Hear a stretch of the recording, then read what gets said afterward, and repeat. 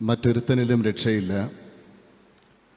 നാം രക്ഷിക്കപ്പെടുവാൻ ആകാശത്തിന് കീഴിൽ മനുഷ്യരുടെ മധ്യേ നൽകപ്പെട്ട യേശു എന്ന നാമം അല്ലാതെ മറ്റൊരു നാമവുമില്ല. ക്രിസ്തയേശുവിൽ ഏറ്റവും അനുഗ്രഹിക്കപ്പെട്ട ദൈവമക്കളെ, ദൈവസന്നിധിയിൽ വളരെ പ്രാർത്ഥനയോടും വിശ്വാസത്തോടും ദൈവത്തെ സമീപിക്കുവാൻ സ്വർഗത്തിലെ ദൈവം തരുന്ന ഈ നല്ല സാഹചര്യത്തിനായി തമ്പുരാന് നന്ദിയും സ്തോത്രവും പ്രാർത്ഥനയോടെ കരയറ്റട്ടെ.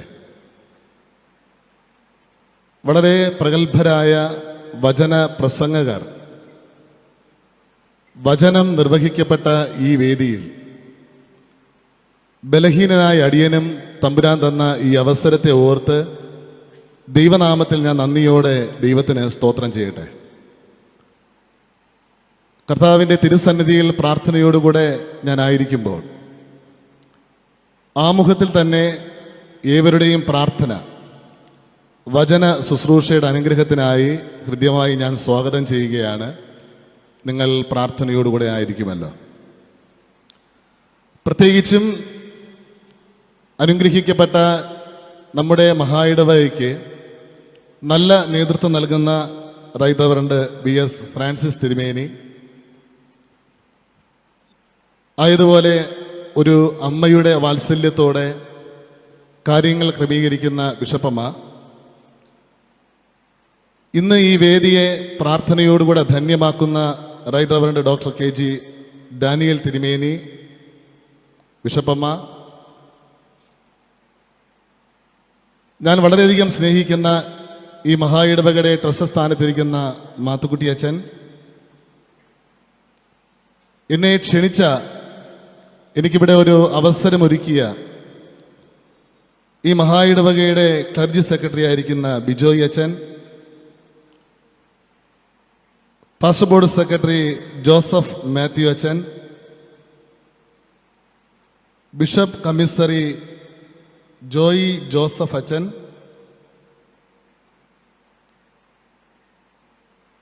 അതുപോലെ നമ്മുടെ യുവജന പ്രസ്ഥാനത്തിൻ്റെ ജനറൽ സെക്രട്ടറി റവറൻഡ് രാജേഷ് പത്രോസ് അച്ഛൻ, ബിഷപ്പ് സെക്രട്ടറി അച്ഛൻ, രജിസ്ട്രാർ ആയിരിക്കുന്ന T. ജോയ് കുമാർ സാർ, ലേ സെക്രട്ടറി മിസ്റ്റർ വർഗീസ് ജോർജ്,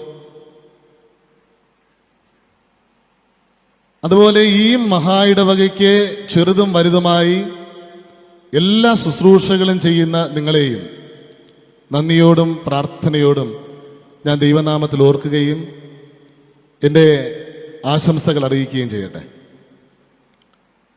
വളരെ മനോഹരമായ ഗാനങ്ങൾ ആലപിക്കുന്ന ഗായക സംഘം നിശ്ചയമായും നേരിട്ട് അവരുടെ ഗാനങ്ങൾ കേൾക്കാൻ കഴിഞ്ഞില്ല. എന്നാലും കഴിഞ്ഞ ദിനങ്ങളിലുള്ള ആരാധനകൾ ഓൺലൈനിലൂടെ വീക്ഷിച്ചതിലൂടെ ഞാൻ മനസ്സിലാക്കുന്നു, ദൈവം അവരുടെ പ്രവർത്തനങ്ങളെ, ശുശ്രൂഷകളെ മാനിക്കട്ടെ എന്ന് ദൈവനാമത്തിൽ ഞാൻ ആശംസിക്കുന്നു. വളരെ ആശങ്കയോടും അതിലുപരി പ്രത്യാശയോടുമാണ് ഞാൻ ഈ ശുശ്രൂഷയിലായിരിക്കുന്നത്.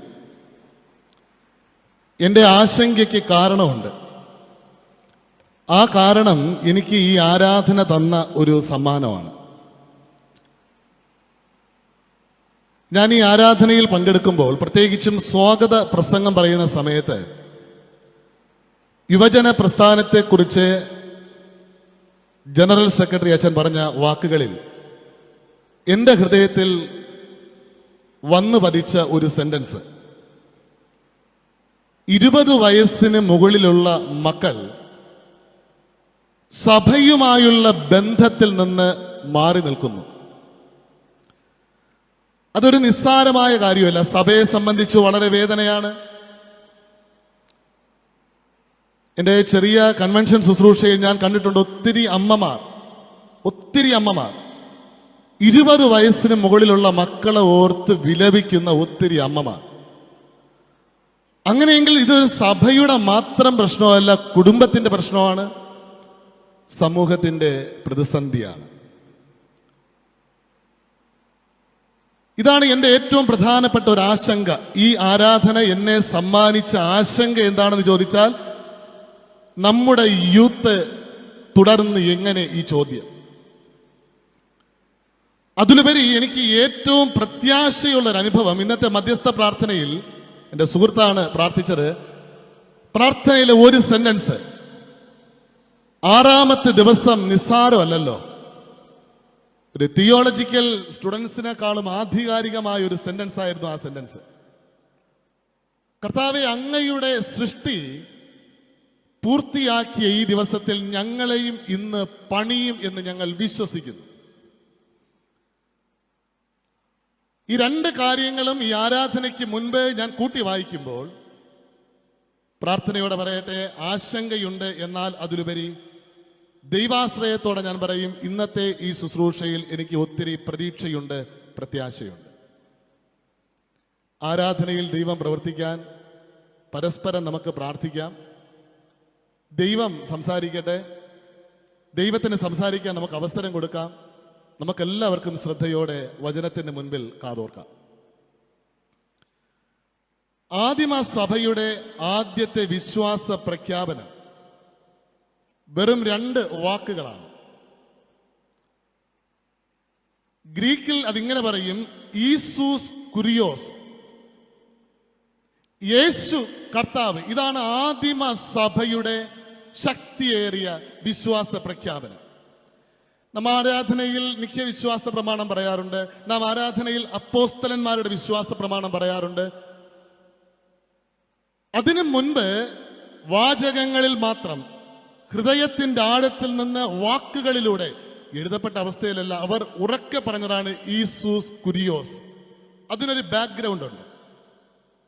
വെറുതെ അല്ല പ്രിയപ്പെട്ടവരെ, അന്ന് അവർ ഈസൂസ് കുരിയോസ്, യേശു കർത്താവ്, കുരിയോസ് എന്ന് പറയുമ്പോൾ കർത്താവ്, യേശു കർത്താവ് എന്ന് പറഞ്ഞത് വെറുതെ അല്ല. അന്ന് ചക്രവർത്തി ആരാധന ശക്തിപ്പെട്ടിരുന്നു. അന്ന് ഒരു കർത്താവേ ഉള്ളൂ ലോകത്ത്, ചക്രവർത്തിയാണ്. ചക്രവർത്തിയെ ആരാധിക്കുവാൻ വളരെയധികം ശാഠ്യം പിടിച്ചിരുന്ന ഒരു കാലഘട്ടത്തിൽ, പ്രത്യേകിച്ചും ഈ ക്രിസ്തു മതത്തെ വൈദേശിക മതമായി കണ്ടിരുന്നു. ക്രിസ്തു മതം ഒരാൾ സ്വീകരിച്ചാൽ അവനെ കൊന്നുകളയും.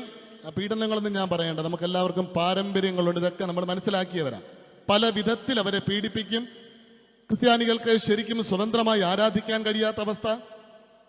ചക്രവർത്തി മാത്രം ദൈവം എന്ന് പറയുന്നവൻ ആ രാജാവ് ചേർത്ത് നിർത്തി, ആ ചക്രവർത്തി ചേർത്ത് നിർത്തി അവന് ആവശ്യമുള്ളതെല്ലാം നൽകും, ഇല്ലാത്തവനെ തീയിൽ വലിച്ചെറിയും, കൊന്നുകളയും. ആ സമയത്ത് മരിക്കണമെങ്കിൽ മരിക്കട്ടെ, നഷ്ടമെങ്കിൽ നഷ്ടം. അങ്ങനെ ആദിമ സഭയിലെ വിശ്വാസികൾ ജീവൻ പണയം വെച്ച് വിളിച്ചു പറഞ്ഞ വാക്കാണ് ഈസൂസ് കുരിയോസ്. നമുക്കതിന് ഇംഗ്ലീഷ് ഇങ്ങനെ പറയാം, Jesus is my Xavier, Jesus is my Lord. എൻ്റെ കൂടെ ഒന്ന് പറയാമോ? ജീസസ്. മേച്ചാൽ വന്നപ്പോൾ എനിക്കറിയാം ആരും സംസാരിക്കത്തില്ലെന്ന്, എന്നാലും ഉറച്ചു പറഞ്ഞേ. ജീസസ്. കൊയറുകാർ എൻ്റെ ഒപ്പം ഉണ്ട്, സന്തോഷമുണ്ട് കേട്ടോ. എല്ലാവർക്കും ഒന്ന് ഉറച്ചു പറയാം, Jesus is my Lord, Jesus is my Xavier. എൻ്റെ ആഗ്രഹം ഇതാണ്, ഇന്നത്തെ ആരാധന കഴിയുമ്പോൾ നമ്മുടെ യുവാക്കൾ, യുവതികൾ വായി കൊണ്ട് പറഞ്ഞാൽ പോരാ, ഹൃദയത്തിൻ്റെ ആഴത്തിൽ നിന്ന് യേശു എൻ്റെ കർത്താവ് എന്ന് പറയട്ടെ. അതിന് ദൈവം പ്രവർത്തിക്കുന്ന അനുഗ്രഹത്തിൻ്റെ ഒരു ശുശ്രൂഷയാകട്ടെ. നമുക്ക് വചനധ്യാനത്തിലേക്ക് പ്രവേശിക്കാം. അബ്ദുൽ കലാം ഒരിക്കൽ ഇങ്ങനെ പറഞ്ഞു, യുവജനങ്ങൾ ശക്തിയാണ്, രാജ്യത്തെ മാറ്റിമറിക്കാനുള്ള ശക്തി യുവാക്കൾക്കുണ്ട്, യുവതികൾക്കുണ്ട്. അപ്പൊ നിസ്സാരക്കാരല്ല.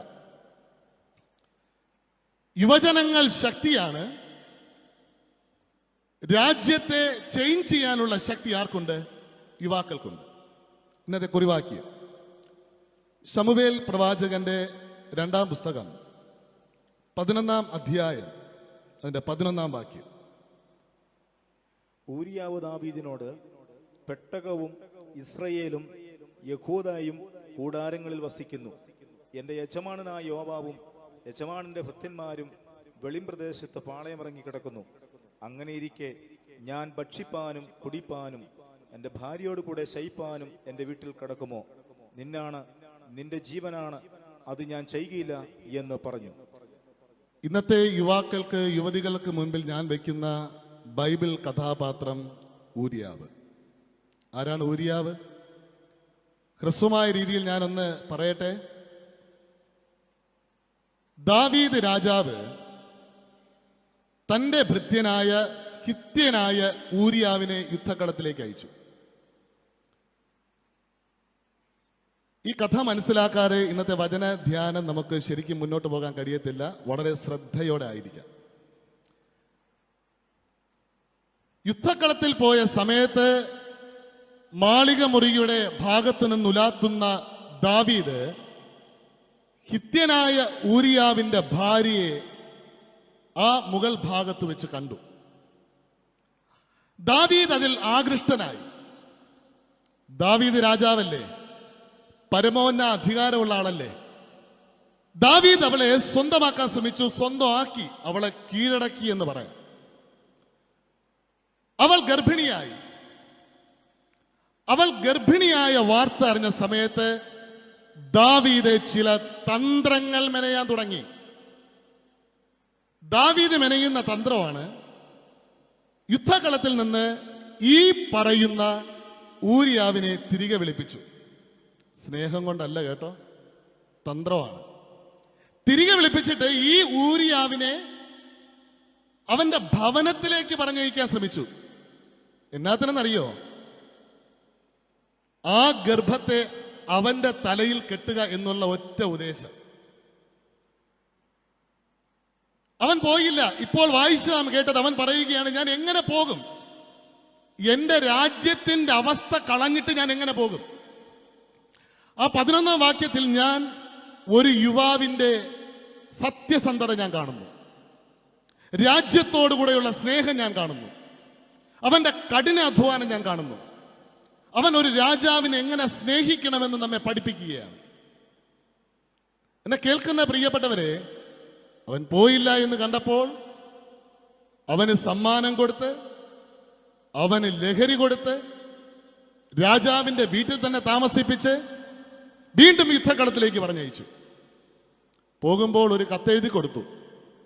ആ കത്തെന്നാന്നറിയോ? ഈ വരുന്നവനെ യുദ്ധക്കളത്തിന്റെ ഏറ്റവും മുൻഭാഗത്ത് വിട്ട് അവനെ കൊന്നുകളയണം. അങ്ങനെ സ്വന്തം മരണത്തിന്റെ കത്തുമായി ഊരിയാവിത യുദ്ധക്കളത്തിലേക്ക് യാത്രയായി.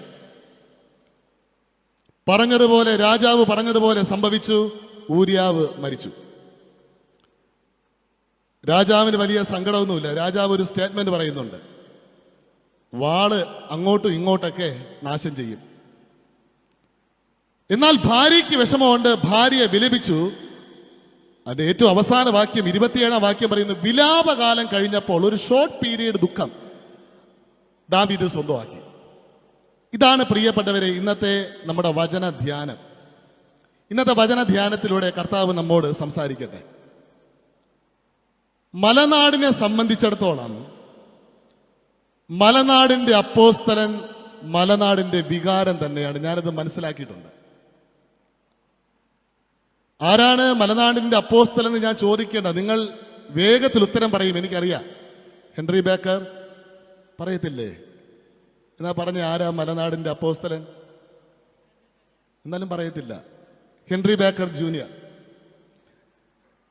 1848 ഇവിടെ വന്ന അദ്ദേഹം എന്റെ വായനയും എന്റെ മനസ്സിലാക്കലും വെച്ച് 1877 വരെയും പൊരുതി എന്ന് വേണം പറയാൻ. ഒരു പടയാളി എങ്ങനെ പൊരുതുമോ അതുപോലെ പൊരുതി. രോഗങ്ങൾക്കെതിരെ പൊരുതി, സാഹചര്യങ്ങൾക്കെതിരെ പൊരുതി, ക്ലൈമറ്റിനെതിരെ പൊരുതി. 1877 ഇവിടെ നിന്ന് അദ്ദേഹം തിരിച്ചു പോകുമ്പോൾ എരുമാപ്ര, മുണ്ടക്കയം, മേലുകാവ് ഈ ദേശങ്ങളെയൊക്കെ നോക്കിയിട്ട് അദ്ദേഹം ഒരു സ്റ്റേറ്റ്മെന്റ് പറഞ്ഞു. ആ സ്റ്റേറ്റ്മെന്റ് ഇന്ന് നമ്മളെ ചിന്തിപ്പിക്കണം. അദ്ദേഹം പറഞ്ഞ സ്റ്റേറ്റ്മെന്റ് ഇതാണ്. നിങ്ങൾക്കറിയാം, എന്നാലും ഞാൻ ഒന്നുകൂടെ ആവർത്തിക്കട്ടെ. അദ്ദേഹം പറഞ്ഞ സ്റ്റേറ്റ്മെന്റ്, വിശ്വാസികളായ ആടുകളെ ആക്രമിക്കാനായി ആടുകളുടെ വേഷം പൂണ്ട കൊടിയ ചെന്നായ്ക്കൾ ഭാവിയിൽ വന്നേക്കാം. അതിന്റെ മലയാള പരിഭാഷയാണ് ഞാൻ പറയുന്നത്. അദ്ദേഹത്തിന് ഒരു വലിയ ആശങ്കയോടുകൂടെയാണ് ഹെൻറി ബേക്കർ ജൂനിയർ ഈ സ്ഥലം വിടുന്നത്. കാരണം ഭാവി എന്ന് പറയുന്നത് ഒരുപക്ഷെ വിശ്വാസം ചോദ്യം ചെയ്യുന്ന രീതിയിൽ ചെന്നായ്ക്കളെ പോലെ ചിലർ ആടുകളുടെ വേഷം പൂണ്ട് ഇവിടെ വന്നേക്കാം. ആകയാൽ നല്ല ഇടയൻ പ്രത്യക്ഷപ്പെടുന്ന നാൾ വരെയും വിശ്വാസം പാലിക്കുന്നതിൽ ജാഗ്രതയുള്ളവരായിരിപ്പിൻ. അദ്ദേഹത്തിന്റെ അടുത്ത വാക്ക് കണ്ണും കാതും തുറന്നു കേൾക്കണം. മലനാട്ടിലെ വിശ്വാസികൾ പ്രിയതമന് ഫലവത്തായ കുന്നിന്മേലുള്ള മുന്തിരിത്തോട്ടമാകയാൽ പ്രയോജനമുള്ള ഫലം പുറപ്പെടുവിക്കുന്നതിൽ ശ്രദ്ധിപ്പിൻ. അദ്ദേഹം പറഞ്ഞതിന്റെ സാരാംശം ഇതാണ്: ചെന്നായ്ക്കളെ പോലെ ആടുകളുടെ വേഷം കൊണ്ട് ചിലർ ഇവിടെ വരാൻ സാധ്യതയുണ്ട്. അതുകൊണ്ട് നിങ്ങൾ ജാഗ്രതയുള്ളവരായിരിക്കണം, നിങ്ങൾ ശ്രദ്ധയുള്ളവരായിരിക്കണം. എന്നെ കേൾക്കുന്ന പ്രിയപ്പെട്ടവരെ, 2024 പ്രാർത്ഥനയോടുകൂടെ ഞാൻ ഈ യുവസമൂഹത്തോട് ചലഞ്ച് ചെയ്ത് ഈ വിഷയം ഞാൻ നിങ്ങളുമായി സംവാദിക്കാൻ ആഗ്രഹിക്കുകയാണ്. വിശ്വാസത്തിൽ നിന്ന് നമ്മെ മാറ്റുന്ന ചില അനുഭവങ്ങളെങ്കിലും നമ്മുടെ ജീവിതത്തിന്റെ ചുറ്റുപാടുമുണ്ട്. അതിന്റെ ആശങ്കയാണ് ജനറൽ സെക്രട്ടറി ഇവിടെ നിന്ന് പറയുമ്പോൾ 20 വയസ്സിന് മുകളിലുള്ള കുഞ്ഞുങ്ങളുടെ മാന്യം അദ്ദേഹം അവതരിപ്പിച്ചത്. നിശ്ചയമായും അതിന് മുൻകൂട്ടി കണ്ടു 1877 ഹെൻറി ബേക്കർ ജൂനിയർ എന്ന്. നിസ്സംശയം ഞാൻ ഈ തലമുറയോട് പ്രാർത്ഥനയോടെ പറയട്ടെ. ഞാൻ നേരത്തെ പറഞ്ഞില്ലേ, അബ്ദുൽ കലാം പറഞ്ഞു, യുവാവ് വിചാരിച്ചാൽ ഈ ദേശത്തെ മാറ്റിമറിക്കാമെന്ന്. ബഹുമാനമുള്ള അബ്ദുൽ കലാമിനോടുള്ള എല്ലാ സ്നേഹവും ആദരവും കൊണ്ട് ഞാൻ പറയട്ടെ, ഞാൻ ആ സെന്റൻസിനെ ഒന്ന് തിരുത്താൻ ആഗ്രഹിക്കുക.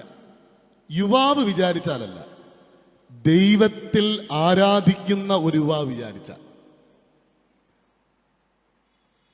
ഞാൻ ഇന്ന് നിങ്ങളുമായി സംവാദിക്കാൻ പോകുന്നത് നമ്മുടെ യുവാക്കൾക്ക് ദൈവത്തിൽ നിന്ന് മാറി നിൽക്കാനുണ്ടായ ചില ട്രാപ്പുകളെ കുറിച്ചാണ്. ഇന്നത്തെ ടെക്സ്റ്റിൽ നിന്ന് ഞാൻ പറയാൻ ആഗ്രഹിക്കുക. ചില വീഴ്ചകൾ എവിടെയൊക്കെയോ പറ്റിപ്പോയി. ഹെൻറി ബേക്കർ ജൂനിയർ പറഞ്ഞതുപോലെ ആടുകളുടെ വേഷം പൂണ്ട ചെന്നായ്ക്കൾ പോലെ നന്മയിൽ പൊതിഞ്ഞ കാണാൻ ഭംഗിയുള്ള ചില ട്രാപ്പുകൾ അറിഞ്ഞോ അറിയാതെയോ നമ്മുടെ മക്കൾക്ക് പറ്റിപ്പോയി, അല്ലെങ്കിൽ പറ്റാൻ സാധ്യതയുണ്ട്. തുടർന്ന് വചനത്തിലേക്ക് ഞാൻ പ്രവേശിക്കുമ്പോൾ ആ ട്രാപ്പുകൾ 6 ട്രാപ്പുകൾ ഞാൻ വെളിപ്പെടുത്തും. പറ്റിപ്പോയിട്ടുണ്ടെങ്കിൽ ദൈവത്തോട് ക്ഷമ ചോദിക്കേ. കണ്ണുനീരോടുകൂടെ കരയാൻ കഴിയുമെങ്കിൽ കര. Jesus is my Lord, Jesus is my Xavier എന്ന് വിശ്വാസത്തോടെ പറയുന്ന അനുഗ്രഹത്തിന്റെ ഒരു ശുശ്രൂഷ ഇന്ന് നമുക്കിവിടെ സാധ്യമായി തീരട്ടെ. ഒരു നിമിഷം നമുക്ക് കണ്ണുകൾ അടയ്ക്കാം, വചനത്തിന്റെ അനുഗ്രഹത്തിനായി പ്രാർത്ഥിക്കാം. ആദിയിൽ വചനമുണ്ടായി, വചനം മാംസമായി, മണ്ണിൻ പ്രജാപതി രക്തം ചിന്തി യാഗമായി എനിക്കായി നീ ക്രൂശിതനായി. മഹാകരുണയുള്ള പിതാവേ, സ്വന്തം പുത്രനെ നൽകി ഞങ്ങളെ സ്നേഹിച്ച സ്നേഹമോർക്കുമ്പോൾ ആശങ്കകളുടെ നടുവിൽ വചനധ്യാനത്തിനായി പ്രാർത്ഥനയോടെ ഞങ്ങൾ ഒരുങ്ങുന്നു.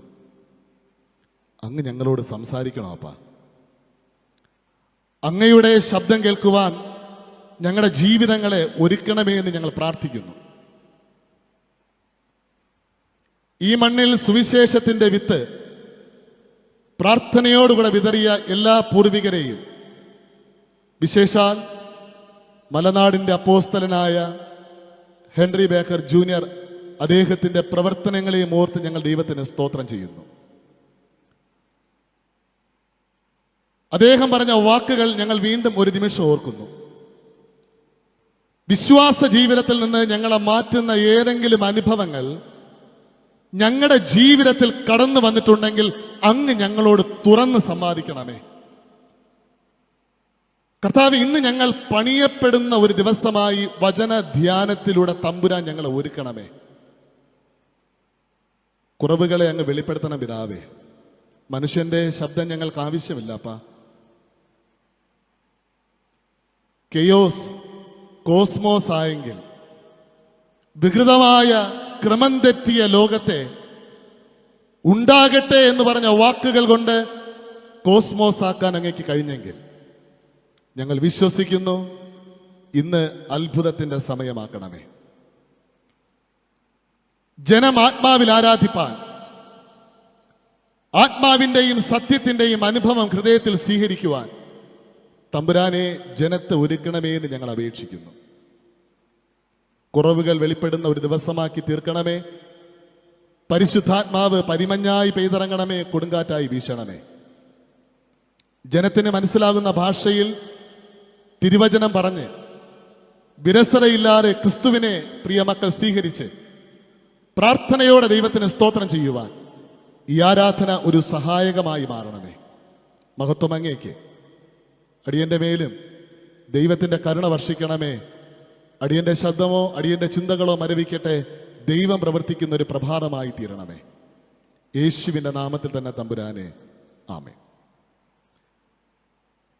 6 ട്രാപ്പുകൾ 2 ശമൂവേൽ 11 അധ്യായം അതിന്റെ 2 മുതൽ 27 വാക്യങ്ങളുടെ അടിസ്ഥാനത്തിൽ നമ്മുടെ യുവാക്കൾക്ക്, യുവതികൾക്ക് സംഭവിക്കാൻ സാധ്യതയുള്ള 6 ട്രാപ്പുകൾ പ്രാർത്ഥനയോടെ ഞാൻ പറയട്ടെ.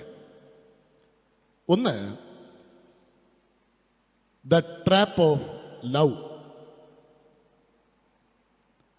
ഒരുപക്ഷെ പെട്ടെന്നൊരു ചിന്തയുണ്ടാകാം, സ്നേഹം ട്രാപ്പാണോ? കർത്താവായ യേശു ക്രിസ്തു ഈ ഭൂമിയിൽ വന്ന് പഠിപ്പിച്ചത് സ്നേഹിക്കാനാണ്.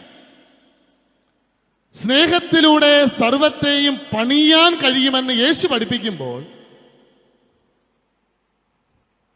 ഞാനിവിടെ വീണ്ടും ഒന്ന് തിരിഞ്ഞു നോക്കുകയാണ്. ഹെൻറി ബേക്കർ ജൂനിയർ പറഞ്ഞ അതേ വാക്കുകൾ, ആടുകളുടെ വേഷം പൂണ്ട ചെന്നായ്ക്കൾ. പ്രിയപ്പെട്ടവരെ, ഈ സ്നേഹത്തിൽ പൊതിഞ്ഞ് ചതിയും വഞ്ചനയും ഇന്ന് സമൂഹത്തിൽ സുലഭമായിരിക്കുന്ന ഒരു കാലഘട്ടം. നമ്മുടെ യുവാക്കൾ, യുവതികൾ അറിഞ്ഞോ അറിയാതെയോ ഇതിന്റെ ഇരകളാണോ? ഈ പകൽക്കാലം നമുക്ക് അതൊന്ന് പരിശോധിക്കാം. ഈ പറയുന്ന ഊരിയാവിനോട് ദാവീദിന് ഒരു സ്നേഹവുമില്ല. ഊരിയാവിന്റെ ഭാര്യയെ ഗർഭിണിയാക്കിയിട്ട് അത് അവന്റെ തലയിൽ കെട്ടിവെക്കുവാൻ തിരിച്ചു വിളിക്കുന്നു, സ്നേഹം കാണിക്കുന്നു. വീട്ടിലോട്ട് പോകാൻ ആവശ്യപ്പെടുന്നു, വീണ്ടും സ്നേഹം കാണിക്കുന്നു. അവൻ ആവശ്യമുള്ള ഭക്ഷണം കൊടുക്കുന്നു, ഒരുമിച്ചിരുത്തി തോളത്ത് കൈയിട്ട് ഭക്ഷണം കൊടുക്കുന്നു, സ്നേഹം കാണിക്കുന്നു.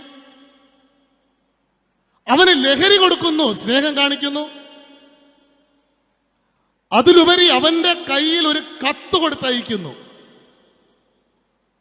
എന്നെക്കാൾ എൻ്റെ ഒരു മേലധികാരി എൻ്റെ കയ്യിൽ ഒരു കത്ത് തന്നേക്കുമ്പോൾ എനിക്ക് അതൊരു പ്രിവിലേജാണ്. ഞാൻ ഇങ്ങനെ വിചാരിക്കും, എന്നെ ഇത്രയും സ്നേഹിക്കുന്ന എൻ്റെ അധികാരി, എന്നെ കേൾക്കുന്ന പ്രിയപ്പെട്ടവരെ, ഇങ്ങനെ വളരെയധികം ശക്തിയോടെ അവൻ ആ കത്തുമായി പോവുകയാണ്. പക്ഷേ ഒന്നും സ്നേഹമായിരുന്നില്ല. The trap of love. Worship in spirit എന്ന വിഷയത്തിൽ നിന്ന് ഞാൻ നിങ്ങൾ ചിന്തിക്കുമ്പോൾ ഈ വിഷയത്തിൽ നിന്ന് നമ്മുടെ മക്കളെ അകറ്റുന്ന ഒന്നാമത്തെ വിഷയം ഹൃദയത്തിന്റെ ആഴത്തിൽ പതിയട്ടെ. The trap of love. നേരത്തെ സ്വാഗത പ്രസംഗത്തിൽ പറഞ്ഞപ്പോൾ പറഞ്ഞില്ല, 23 വർഷത്തെ ഒരു ശുശ്രൂഷ പരിചയം തമ്പുരാൻ എനിക്ക് നൽകിയിട്ടുണ്ട്. അതൊരു വലിയ ശുശ്രൂഷ കാലയളവെന്ന് ഞാൻ പറയുന്നില്ല. എന്നാലും അതിൽ നിന്ന് കിട്ടിയ ചില എക്സ്പീരിയൻസുകൾ ഞാൻ എൻ്റെ ജീവിതത്തിൽ ഒത്തിരി സ്വാംശീകരിച്ചിട്ടുണ്ട്.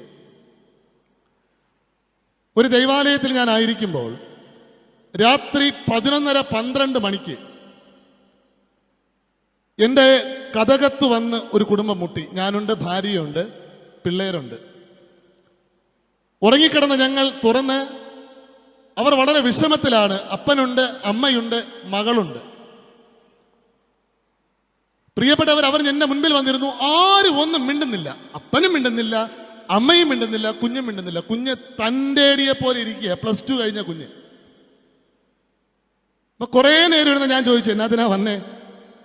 എനിക്ക് മനസ്സിലായി, എന്തോ അവർക്കൊരു വിഷയമുണ്ട്. അമ്മ ഒരു നല്ല ഗവൺമെന്റ് ജോലിക്കാരിയാണ്. സൈക്കോളജിക്കൽ പരമായി എല്ലാ അപ്രോച്ചും ചെയ്യാൻ കഴിയുന്ന ഒരു ഗവൺമെന്റ് ജോലിയിലുള്ള ഒരു സ്ത്രീയാണ്. ഈ അമ്മ എന്റെ മുഖത്ത് നോക്കിയിട്ട് പറഞ്ഞു, എന്നെ സുവിശേഷകർ എന്നാ വിളിക്കുന്നത്. അവിടെ സുവിശേഷകരെ, എന്റെ മുൻപിൽ ഒരു വ്യക്തി വന്നാൽ സൈക്കോളജിക്കൽ പരമായി എനിക്ക് അവരെ അറിയാൻ കഴിയും. അവരാരാണ്, അവരെന്താണ്, അവരുടെ അപ്രോച്ച് എന്താണ്, ഇതൊക്കെ എനിക്ക് അറിയാൻ കഴിയും. പക്ഷേ കഴിഞ്ഞ 5 വർഷമായി എന്റെ വീട്ടിൽ വളരുന്ന, എന്റെ അടുത്ത് ജീവിക്കുന്ന എന്റെ മകളെ എനിക്ക് മനസ്സിലാക്കാനേ കഴിയുന്നില്ല. അപ്പൊ ഞാൻ ചോദിച്ചു, എന്നാ പറ്റി? ഈ കുഞ്ഞുണ്ടല്ലോ, കൊയറിൽ നന്നായിട്ട് പാട്ട് പാടുന്ന കുഞ്ഞാ, ഒരു വാക്യം പറയാൻ പറഞ്ഞാൽ പെട്ടെന്ന് കാണാതെ പറയുന്ന കുഞ്ഞാ, ഒരു പ്രസംഗമൊക്കെ നിമിഷ നേരം കൊണ്ട് ഭംഗിയായി അവതരിപ്പിക്കുന്ന കുഞ്ഞാണ്. അപ്പൊ ഞാൻ ചോദിച്ചു, എന്നാ പറ്റി? ഞങ്ങൾക്കൊരിക്കലും അംഗീകരിക്കാൻ കഴിയാത്ത വസ്തുതകൾ ഞാൻ നിരത്തുന്നില്ല. ഞങ്ങൾക്കൊരിക്കലും അംഗീകരിക്കാൻ കഴിയാത്ത ഒരു വ്യക്തിയുമായി ഇവൾ പ്രണയത്തിലാണ്. പ്രിയപ്പെട്ടവരെ, പറഞ്ഞു തീർന്നില്ല. ഈ +2 പഠിക്കുന്ന കുഞ്ഞ് എന്നാ പറയാൻ, അവൾ എന്തോ വലിയ അഭിമാനത്തോടെ ഒന്ന് സടകുട ഞാൻ ഇരിക്കുക. അവൾ അപ്പൻ പൊട്ടിക്കരയുന്നുണ്ട് അവളുടെ മുൻപിലിരുന്ന്, അവൾക്കൊരു കൂസലുമില്ല. അമ്മ അമ്മയുടെ ആവലാതി പറയുന്നുണ്ട്, അവൾക്കൊരു കൂസലുമില്ല. എന്റെ പൊട്ട മനസ്സിലൊരു ബുദ്ധി തോന്നി. ഞാൻ ഇങ്ങനെ പറഞ്ഞു, മക്കളെ, ഒരു ത്രാസ് എടുക്ക്. ആ ത്രാസിന്റെ ഒരു ഭാഗത്ത് നീ നിന്റെ അപ്പനെയും അമ്മയെയും ഇരുത്ത്. നിന്നെ പ്രസവിച്ച് വളർത്തി വലുതാക്കി ഈ നിമിഷം വരെയും അധ്വാനിച്ച നിന്റെ അപ്പനെയും അമ്മയെയും, അവരാണല്ലോ നിന്റെ എല്ലാം, ഇരുത്ത്. കഴിഞ്ഞ 5 വർഷം കൊണ്ട് നീ കാണുന്ന ആ പുരുഷനെ മറ്റൊരു ഭാഗത്തിരുത്ത്. എന്നിട്ട് ഞാൻ പറഞ്ഞു, എന്നിട്ട് നീ പറ, ഇതിലേത് ത്രാസ്, ഏത് ഭാഗത്താ വെയിറ്റ് കൂടുതൽ? ആ പെൺകുട്ടി എന്റെ മുഖത്ത് നോക്കി കാര്യം പറഞ്ഞു കേട്ടോ. അതുവരെ എന്നെ സുവിശേഷകരെ എന്നെ വിളിച്ചിട്ടുള്ള ആ പെൺകുട്ടി, അവൾ എന്റെ മുഖത്ത് നോക്കി പറഞ്ഞ വാക്ക് ഇങ്ങനെയാണ്, ജനിപ്പിച്ചെങ്കിൽ. അത് സഭ്യമായ ഭാഷയാണ്, അതല്ല അവൾ പറഞ്ഞത്. ജനിപ്പിച്ചെങ്കിൽ അതവരെ കടമയാണ്. The trap of love. ജനിപ്പിച്ചെങ്കിൽ അതവരെ കടമയാണ്. അടുത്തവൾ പറഞ്ഞ വാക്കാണ് എന്നെ ഒത്തിരി ചിന്തിപ്പിച്ചത്. ഞാൻ ഇതൊക്കെ പറഞ്ഞു പോയല്ലോ എന്നായിപ്പോയത്. അടുത്തവൾ പറഞ്ഞ വാക്ക് ഇങ്ങനെയാണ്, എനിക്ക് എന്റെ ചേട്ടനെ വിശ്വാസമാണ്. ഞാൻ ചോദിച്ചു, ആരെ? +2 പഠിക്കുന്ന കുഞ്ഞ. എനിക്ക് എന്റെ ചേട്ടനെ വിശ്വാസമാണ്. ഞാൻ പിന്നത്തേതിൽ അറിയുന്നത് 2 മക്കളുള്ള, അവളെക്കാളും 15-ലധികം വയസ്സ് പ്രായമുള്ള ഒരു പുരുഷനായിരുന്നു അവൻ. ആ ചീറ്റിംഗ് അവൾ പിന്നത്തേതിൽ മനസ്സിലാക്കി. സ്നേഹബന്ധങ്ങൾ കെണികളായി തീരുന്ന ഒരു കാലഘട്ടത്തിലാണ് ഞാനും നിങ്ങളും ജീവിക്കുന്നത്. ഇത് മാതാപിതാക്കൾ തിരിച്ചറിയണം, നമ്മുടെ യുവതലമുറ തിരിച്ചറിയണം. അതൊരു കാമുകി പ്രേമം മാത്രമല്ല, ഏത് രംഗങ്ങളിലും സ്നേഹത്തിന്റെ അർത്ഥം വികലമായി പോകുന്ന ഒരു കാലഘട്ടത്തിലാണ് നമ്മൾ ജീവിക്കുന്നത്. എന്റെ ഈ ശുശ്രൂഷയിൽ ഞാൻ വേദനയോടുകൂടെ കേട്ട ഒരു സ്റ്റേറ്റ്മെന്റ് ഉണ്ട്. ഒരു പെൺകുട്ടി, 23 വയസ്സുള്ള ഒരു പെൺകുട്ടി എന്നോട് പറഞ്ഞ ഒരു സ്റ്റേറ്റ്മെന്റ്, എന്റെ അമ്മയും എന്റെ സഹോദരനും ഇല്ലാത്ത സമയത്ത് എന്റെ അപ്പൻ മാത്രമാണ് വീട്ടിലെങ്കിൽ എനിക്ക് ഒറ്റയ്ക്കിരിക്കാൻ പേടിയാണ്. ഞാൻ വിശദീകരിക്കണ്ടല്ലോ. അപ്പോൾ ശരിക്കും സ്നേഹബന്ധങ്ങൾ എല്ലാം ഒരു കെണികളായി പോകുന്ന ഒരു കാലഘട്ടത്തിൽ ഞാനും നിങ്ങളും ജീവിക്കുമ്പോൾ, ഊരിയാവ് സത്യസന്ധനായിരുന്നു. ഊരിയാവ് ഹാർഡ് വർക്കറായിരുന്നു. നല്ല യൂത്തിന്റെ പ്രതിനിധിയാണ് ഊരിയാവ്. ഒരു സമർപ്പിതനായിരുന്നു. പക്ഷേ ഊരിയാവ് സ്നേഹമെന്ന ട്രാപ്പിൽ വീണുപോയി. യുവതലമുറയെ, പ്രിയ മാതാപിതാക്കളെ, നമ്മുടെ മക്കളുടെ ഈ ട്രാപ്പ് നമുക്ക് തിരിച്ചറിയാൻ കഴിയുന്നുണ്ടോ? അതെവിടെയാണ് പരിഹരിക്കപ്പെടേണ്ടതെന്ന് നമുക്ക് ഈ വചനത്തിന്റെ അവസാനം പറയാൻ ശ്രമിക്കാം. ഇവിടെ ഒരു കുഴപ്പമുണ്ട് പ്രിയപ്പെട്ടവരെ. ഈ ട്രാപ്പ് ഞാൻ പറയുമ്പോൾ നിങ്ങൾക്ക് എല്ലാവർക്കും മനസ്സിലാകുന്നുണ്ട്. ഇന്നത്തെ ചതിക്കുഴികൾ നമുക്ക് എല്ലാവർക്കും മനസ്സിലാകുന്നുണ്ട്. പക്ഷേ സ്വന്തം ജീവിതത്തിൽ പ്രാക്ടിക്കൽ സൈഡിൽ വരുമ്പോൾ ഒരു പെൺകുട്ടി, ഒരു പുരുഷൻ ഇങ്ങനെ പറയും, എന്നോടങ്ങനെ ചെയ്യത്തില്ല. ഈ ലോകത്ത് അങ്ങനെയൊക്കെ ഉണ്ട്, പക്ഷെ എന്നോടങ്ങനെ ചെയ്യത്തില്ല. ഈ ട്രാപ്പിന്റെ ഏറ്റവും വലിയ അപകടം അവിടെയാണ്. ദൈവവുമായിട്ടുള്ള ആരാധനയിൽ നമ്മുടെ മക്കളെ തടസ്സപ്പെടുത്തുന്ന ഒന്നാമത്തെ trap, the trap of love. 2, the trap of safety,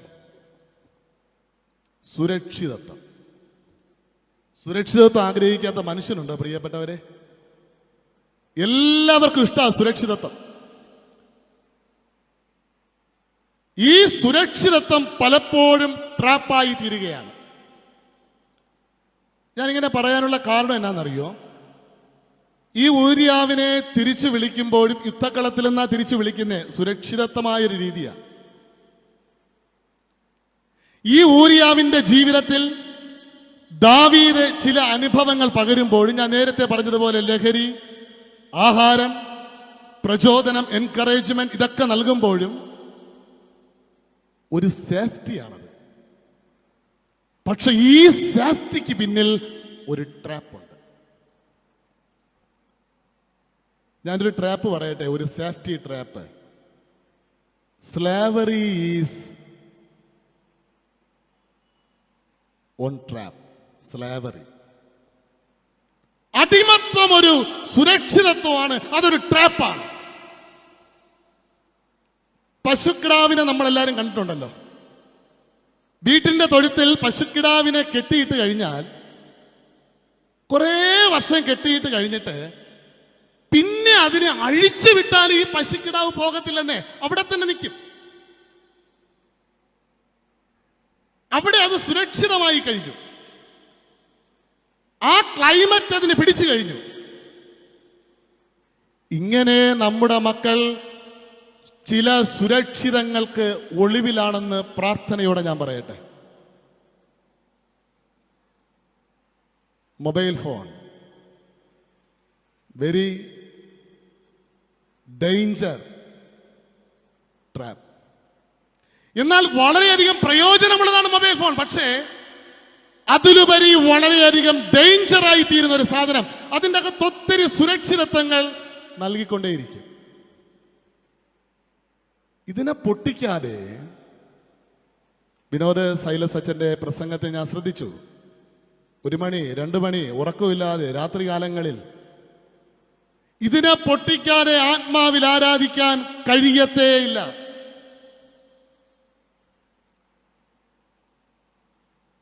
ഒരു മർത്തോമ അച്ഛൻ എഴുതിയ ഒരു പുസ്തകത്തിലെ ഒരു ചെറിയ ഉദാഹരണം ഇങ്ങനെയാണ് കേട്ടോ. തവളയ്ക്ക് സമമാണ് നമ്മുടെ മക്കളെന്ന്. വേദനയോട് അച്ഛൻ എഴുതിയൊരു പുസ്തകമാണ്, തവളയ്ക്ക് സമം. അച്ഛൻ പറയുന്നത്, തണുത്ത വെള്ളത്തിൽ ഈ തവള കിടക്കുന്നു എന്നൊന്ന് വിചാരിച്ചേ, അത് ഒന്ന് മെല്ലെ ചൂടാക്കിയാലുണ്ടല്ലോ, തവള ആ സുരക്ഷിതത്തിൽ അങ്ങനെ ഇരിക്കും. ചൂടാക്കി ചൂടാക്കി ചൂടാക്കി അത് തിളയ്ക്കുമ്പോഴും തവളയ്ക്ക് ഒരു മാറ്റവുമില്ല. തവള ആ സുരക്ഷിതത്തിന്റെ അകത്തിരുന്ന് വെന്ത് ഉരുകി അതിന്റെ ജീവൻ വെടിയും. മരിക്കുന്നത് വരെ അറിയുന്നില്ല ഈ സുരക്ഷിതത്വം അവന്റെ ട്രാപ്പാണ്. ഞാൻ വിശദീകരിക്കേണ്ട കാര്യമുണ്ടോ എന്ന് ചോദിച്ചാൽ എനിക്കറിയത്തില്ല. അതുകൊണ്ട് ജീവിതത്തിന്റെ സുരക്ഷിതത്വങ്ങൾ, സന്തോഷങ്ങളല്ല യുവാക്കളെ നമ്മൾ കേൾക്കേണ്ടത്. ചലഞ്ച് ചെയ്യുന്ന അനുഭവങ്ങളെ കണ്ണും കാതും തുറന്ന് സ്വീകരിക്കുവാൻ നമ്മുടെ മക്കൾ പ്രാർത്ഥനയോടെ തയ്യാറാകണം. രണ്ടാമത്തെ ട്രാപ്പ് ഞാൻ നിങ്ങളോട് പറഞ്ഞു, ദ ട്രാപ്പ് ഓഫ് സേഫ്റ്റി. മൂന്നാമത്തെ ട്രാപ്പ്, ഇത് കുറച്ചുകൂടെ ഒരു അപകടം പിടിച്ച ട്രാപ്പാണ്, ദ ട്രാപ്പ് ഓഫ് ഗിഫ്റ്റ്, സമ്മാനം.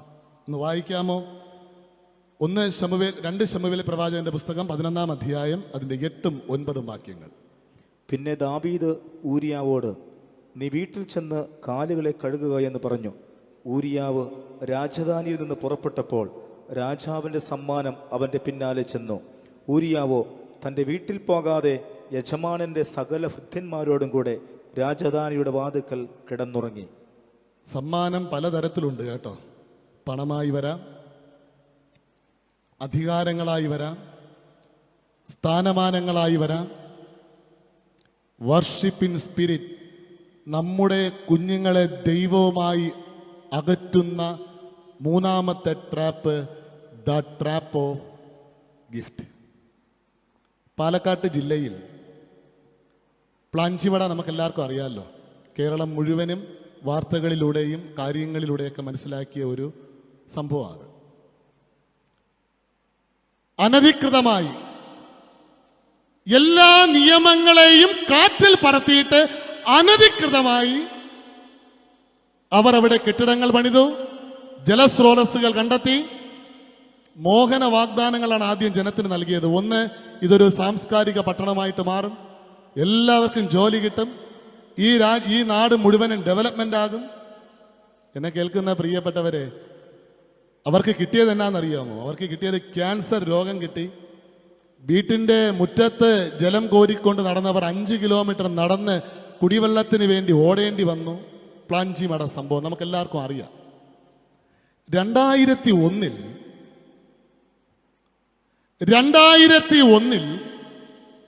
അവിടുത്തെ പഞ്ചായത്ത് ഗവൺമെന്റിന്റെയും അതിലുപരി നാട്ടുകാരുടെയും ശക്തിയേറിയ സമരം അനുഭവിച്ചിട്ട് ആ ലൈസൻസ് പിൻവലിച്ചു.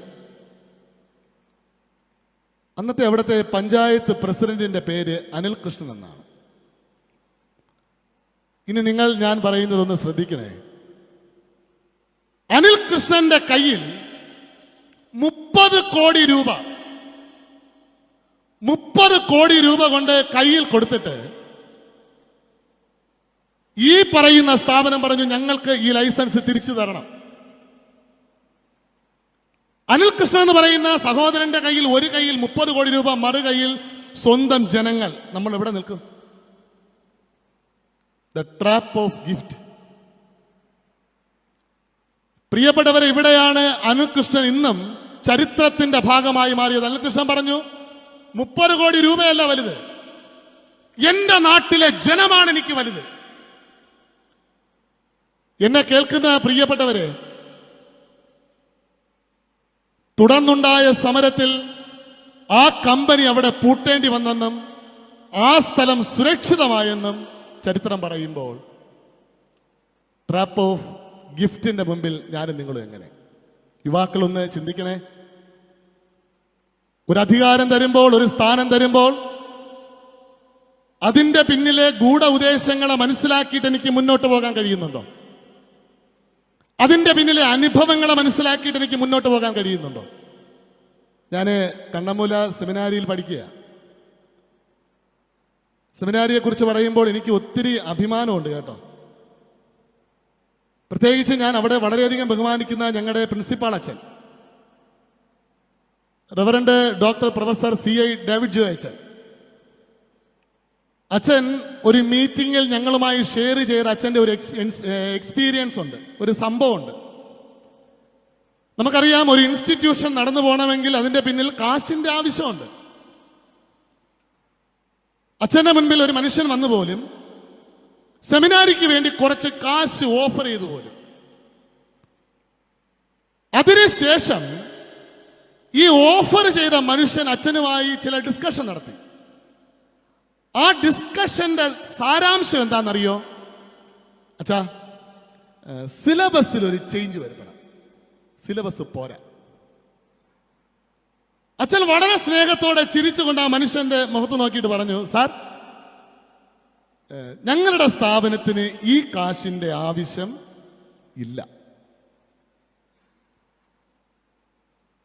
ഞങ്ങൾ അച്ഛന്റെ കണ്ണുകളിൽ ആ തിളക്കം കണ്ടു. കാരണം ഇത് പറയുമ്പോൾ അച്ഛൻ പറഞ്ഞൊരു വാക്കിങ്ങനെയാണ്, ഈ സിലബസ് പ്രാർത്ഥനയോടെ, വിശ്വാസത്തോടെ ഞങ്ങൾ അതിന്റെ പുറകിൽ കഠിനമായി അധ്വാനിച്ച് ചെയ്യുന്നതാണ്. അത് ഒരു ഡൊണേഷന് വേണ്ടി, ഒരു സമ്മാനത്തിന് വേണ്ടി അടിയറവ് പറയേണ്ടതല്ല. യുവാക്കളെ, സമ്മാനങ്ങളായി അധികാരങ്ങൾ, സ്ഥാനമാനങ്ങൾ പലതും എന്റെയും നിന്റെയും മുൻപിൽ വരും. ചവിട്ടി മെതിക്കാൻ എനിക്ക് നിനക്കും കഴിവുണ്ടാകണം. നമുക്ക് അങ്ങനെ ഒരു പാരമ്പര്യമുണ്ട് കേട്ടോ. ഈ ഇരിക്കുന്ന നമ്മളാരും ആ പാരമ്പര്യം ഇല്ലാത്തവരല്ല. നമ്മുടെ പാരമ്പര്യം എന്താണെന്ന് അറിയാമോ? ഞാൻ അഭിമാനത്തോടെ പറയും, ഇത് പറയുമ്പോൾ എൻ്റെ ഉള്ളു വല്ലാണ്ടൊരു ലഹരിയിൽ വരും. I am a Protestant believer. എന്താണ് പ്രൊട്ടസ്റ്റന്റ്? ഞാനൊരു പ്രൊട്ടസ്റ്റന്റ് വിശ്വാസി എന്ന് പറയുമ്പോൾ തന്നെ അതിന്റെ അർത്ഥം ഇങ്ങനെയാണ്. 1529 അന്നത്തെ നവീകരണ നേതാക്കന്മാർ വളഞ്ഞിരുന്നു കൊണ്ടൊരു പദമുണ്ടാക്കി, പ്രൊട്ടസ്റ്റന്റ്. ആ ലാറ്റിൻ പദത്തിന്റെ അർത്ഥം ഇതാണ്: നിലപാടുള്ളവൻ, തന്റെ ഇടമുള്ളവൻ, ചങ്കൂറ്റമുള്ളവൻ, തെറ്റ് കണ്ടാൽ പ്രതികരിക്കുന്നവൻ. യുവ സമൂഹമേ, ഞാനും നീയും ഒരു പ്രൊട്ടസ്റ്റന്റ് വിശ്വാസിയാണ്. എന്ത് തിന്മകൾ നമ്മുടെ മുൻപിൽ വന്നാലും, ഏത് അധികാരി നമ്മുടെ മുൻപിൽ നിന്നാലും, അത് പറയേണ്ട ആർജവം എന്റെ പാരമ്പര്യത്തിനുണ്ട്. ആ വിശ്വാസ സമൂഹത്തിന്റെ ഭാഗമാണ് ദൈവമക്കളെ ഞാനും നിങ്ങളും. നിലപാടുള്ളവർ, ചങ്കൂറ്റമുള്ളവർ. ഒരു സമ്മാനത്തിന്റെ മുൻപിലും ഞാനും നീയും പതറത്തില്ല. ഒരു സ്ഥാനമാനത്തിന്റെ മുൻപിലും ഞാനും നീയും പതറത്തില്ല. പതറിപ്പോയിട്ടുണ്ടെങ്കിൽ ദൈവത്തോട് ക്ഷമ ചോദിക്കാൻ പ്രിയ ദൈവമക്കളെ നമുക്ക് കഴിയട്ടെ. കർത്താവേ, എൻ്റെ ജീവിതത്തിൽ സമ്മാനം എന്ന് പറയുന്ന അനുഭവങ്ങൾ കണ്ടപ്പോൾ ഞാൻ വീണു പോയിട്ടുണ്ടെന്ന് തുറന്ന് സമ്മതിക്കുവാൻ ഈ പകൽക്കാലം ദൈവാത്മാവ് നമ്മളിൽ പ്രവർത്തിക്കട്ടെ. നിങ്ങൾക്കെല്ലാവർക്കും വളരെ അറിയാമെന്നുള്ള ഒരു വ്യക്തിത്വമാണ് ദിവ്യ എസ് അയ്യർ. അറിയാമല്ലോ, IAS ഓഫീസർ. അറിയാം. അവരുടെ മാസ്മരികമായ പ്രകടനത്തെക്കാളും പ്രഭാഷണം വളരെയധികം ഹൃദയസ്പർശിയാണ്. ഈ അടുത്ത സമയത്ത് അവർ പറഞ്ഞ ഒരു വാക്ക് എൻ്റെ ഹൃദയത്തിൽ ഞാൻ ഇങ്ങനെ കുറിച്ചെടുത്തു. ആ വാക്ക് ഇങ്ങനെയാണ്: I am not drop in a ocean. കടലിൽ വീഴുന്ന ഒരു തുള്ളി വെള്ളമല്ല ഞാൻ. I am drop in the ocean. അടുത്ത വരി നിങ്ങൾ ശ്രദ്ധിക്കണമേ. I am ocean in the drop. കടലിലെ എല്ലാ മാസ്മരികതകളും അറിയാമെന്നുള്ള കടലിന്റെ അംശമായ ഒരു തുള്ളി വെള്ളമാണ് ഞാൻ. ഞാനും നീ ഒരു വ്യക്തിയല്ല, പ്രൊട്ടസ്റ്റന്റ് വിശ്വാസിയാണ്. അതുകൊണ്ട് ഈ ട്രാപ്പുകൾ ഞാനും നിങ്ങൾ മനസ്സിലാക്കണം. ഒന്നാമത്തെ trap the trap of love. രണ്ടാമത്തെ trap the trap of safety. മൂന്നാമത്തെ trap the trap of gift. 4 വളരെ രസകരമായൊരു ട്രാപ്പാണ് ദ ട്രാപ്പ് ഓഫ് എൻകറേജ്മെന്റ്. പ്രചോദനം, പ്രോത്സാഹനം. ഇന്നത്തെ കാലഘട്ടത്തിന്റെ ഒരു പ്രത്യേകത എന്താണെന്നറിയോ? ആരും മുഖത്ത് നോക്കി സത്യം പറയത്തില്ലെന്നേ. ഒരു സ്വാഗതം പറയാൻ വന്നാൽ ആരെങ്കിലും എന്തെങ്കിലും സത്യം പറയോ? പറയാൻ പാടില്ല. മുഖത്ത് നോക്കി ആരും. ഇന്ന് അതുകൊണ്ട് നമ്മുടെ യൂത്തിലെ പിള്ളേര് അതിനൊരു പേരിട്ടിട്ടുണ്ട്, തള്ള്.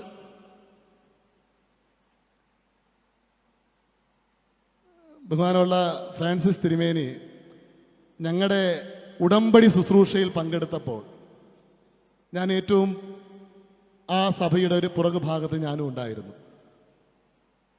തിരുമേനി ഒരു ചോദ്യം ചോദിച്ചു. പട്ടക്കാരും ശുശ്രൂഷകരും ഇങ്ങനെ നിരന്നിരിക്കുന്ന സദസ്സിൽ തിരുമേനി ചോദിച്ച ചോദ്യം ഇതാണ്: എന്ത് യോഗ്യതയാണ് ഈ മിനിസ്ട്രി ചെയ്യാൻ നമുക്കുള്ളത്?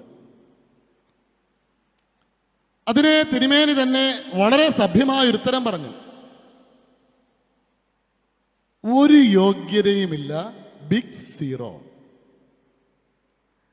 ഞാൻ എൻ്റെ ജീവിതത്തിൽ സീറോയായ ഒരു സമയത്തെ ഞാൻ അവിടെ ഇരുന്നോട് ചിന്തിച്ചു കേട്ടോ.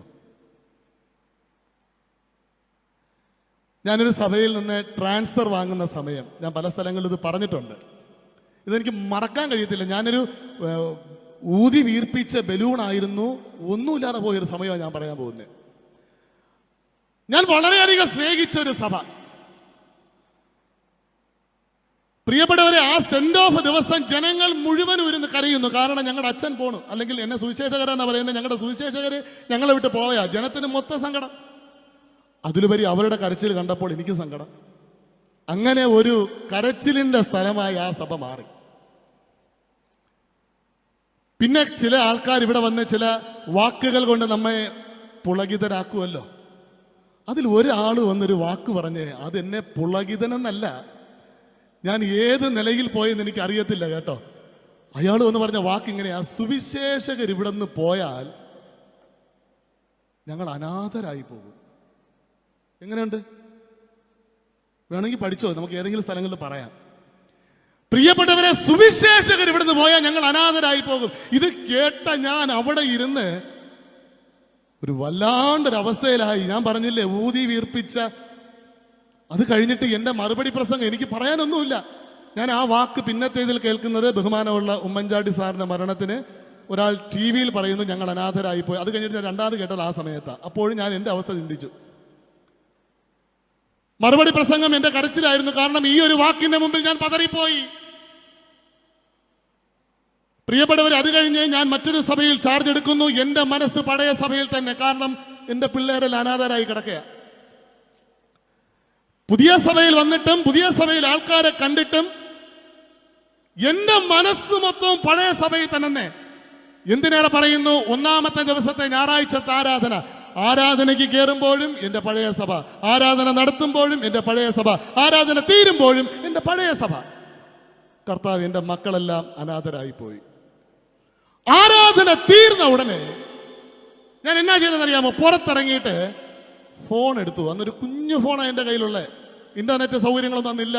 ആ ഫോൺ എടുത്തിട്ട്, നിങ്ങൾ ഇവിടെ നിന്ന് പോയാൽ ഞങ്ങൾ അനാഥരാകുമെന്ന് പറഞ്ഞില്ലേ, ആ പുള്ളിക്കാരനെ ഞാൻ വിളിച്ചായിരുന്നേ. ഒന്നുകൂടെ രണ്ട് വാക്ക് കേട്ടൊന്ന് പുളകിതനാകാൻ വേണ്ടി വിളിച്ചതാ. ഞാൻ പറഞ്ഞു, മാഷേ പള്ളിയിലൊക്കെ ആൾക്കാരൊക്കെ വന്നായിരുന്നോ? അപ്പൊ എൻ്റെ ചിന്ത, വരുന്നില്ല, നിങ്ങൾ പോയത് കൊണ്ട് ഇതെല്ലാം ഇതറിയണം. ആ പുള്ളിക്കാരൻ തിരിച്ചെൻ്റെ അടുത്ത് പറഞ്ഞ എന്നാന്നറിയോ? സുവിശേഷകരെ, ഇപ്പോഴില്ലേ ഇത് പള്ളിയായത്,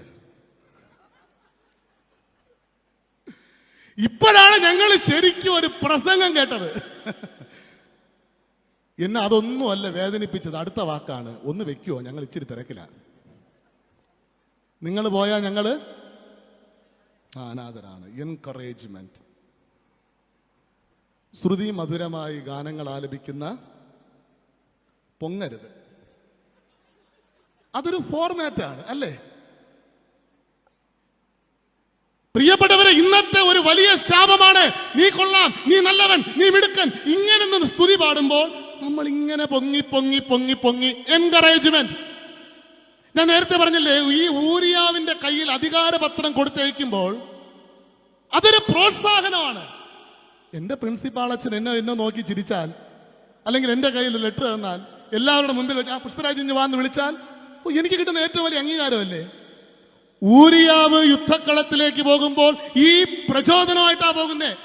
എന്റെ പൊന്നു കുഞ്ഞുങ്ങളെ, യുവാക്കളെ, യുവതികളെ, നിങ്ങൾ തിരിച്ചറിയണം, ഇങ്ങനെയുള്ള പല പ്രചോദനങ്ങളും ഇന്ന് ഈ ലോകത്തുണ്ട്. ഒറ്റ വാക്കിൽ നിങ്ങൾ എഴുതി തള്ളണം, ഇത് വെറും തള്ളാണ്. നിങ്ങളുടെ ലാംഗ്വേജ് നല്ലതാ പ്രിയപ്പെട്ടവരെ. അതുകൊണ്ട് ആര് എന്നെ എൻ്റെ ജീവിതത്തിൽ ഉയർത്തി പറഞ്ഞാലും ഞാൻ പൊങ്ങരുത്. ഇനി എന്നെ ചവിട്ടി താഴ്ത്താൻ നോക്കിയാൽ ചവിട്ടി താഴെയും ചെയ്യരുത്. കാരണം എന്നെ വിളിച്ചത് ഈ ലോകത്തിലെ ഒരു മനുഷ്യനും അല്ല, ദൈവമാണ്. ഒരുത്തന്റെ വാക്കിന് മുമ്പിൽ അടിയറവ് പറയാനല്ല എൻ്റെ ദൈവം എന്നെ വിളിച്ചിരിക്കുന്നത്.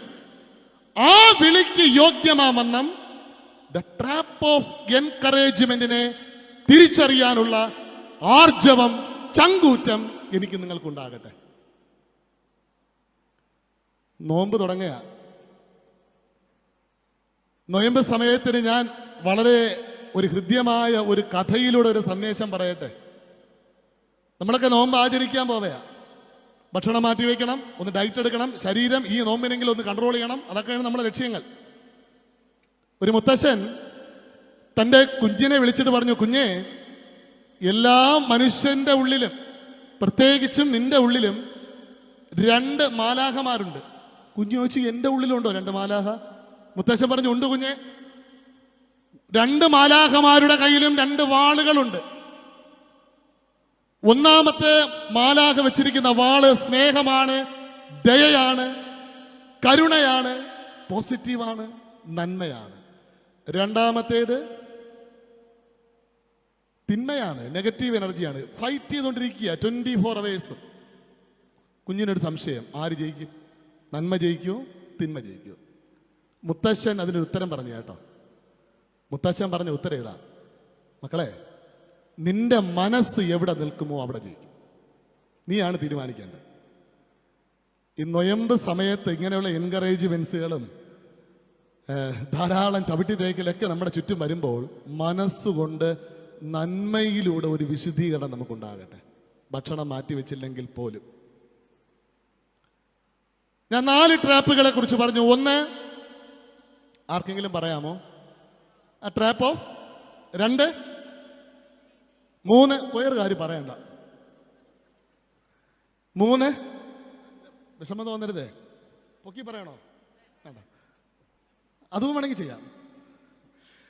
3, 4, 5. ഈ നാടിൻ്റെ പശ്ചാത്തലം എനിക്കറിയത്തില്ല. എൻ്റെ നാട്ടിലെ ഏറ്റവും ഭയാനകമായൊരു കാര്യം ദ ട്രാപ്പ് ഓഫ് ഡ്രഗ്സ്. വേദനിക്കണം. ഡ്രഗ്സ്, ലഹരി. 13-ാം വാക്യം വായിക്കാമോ? 11:13. പിറ്റേന്നാൾ ദാവീദ് അവനെ വിളിച്ചു. അവൻ അവന്റെ മുമ്പാകെ ഭക്ഷിച്ച് പാനം ചെയ്തു. അവൻ അവനെ ലഹരി പിടിപ്പിച്ചു. എങ്കിലും അവൻ വീട്ടിലേക്ക് പോകാതെ സന്ധിക്ക് ചെന്ന് യജമാനന്റെ ഭൃത്യന്മാരോടുകൂടെ തൻ്റെ വിരപ്പിൽ കിടന്നു.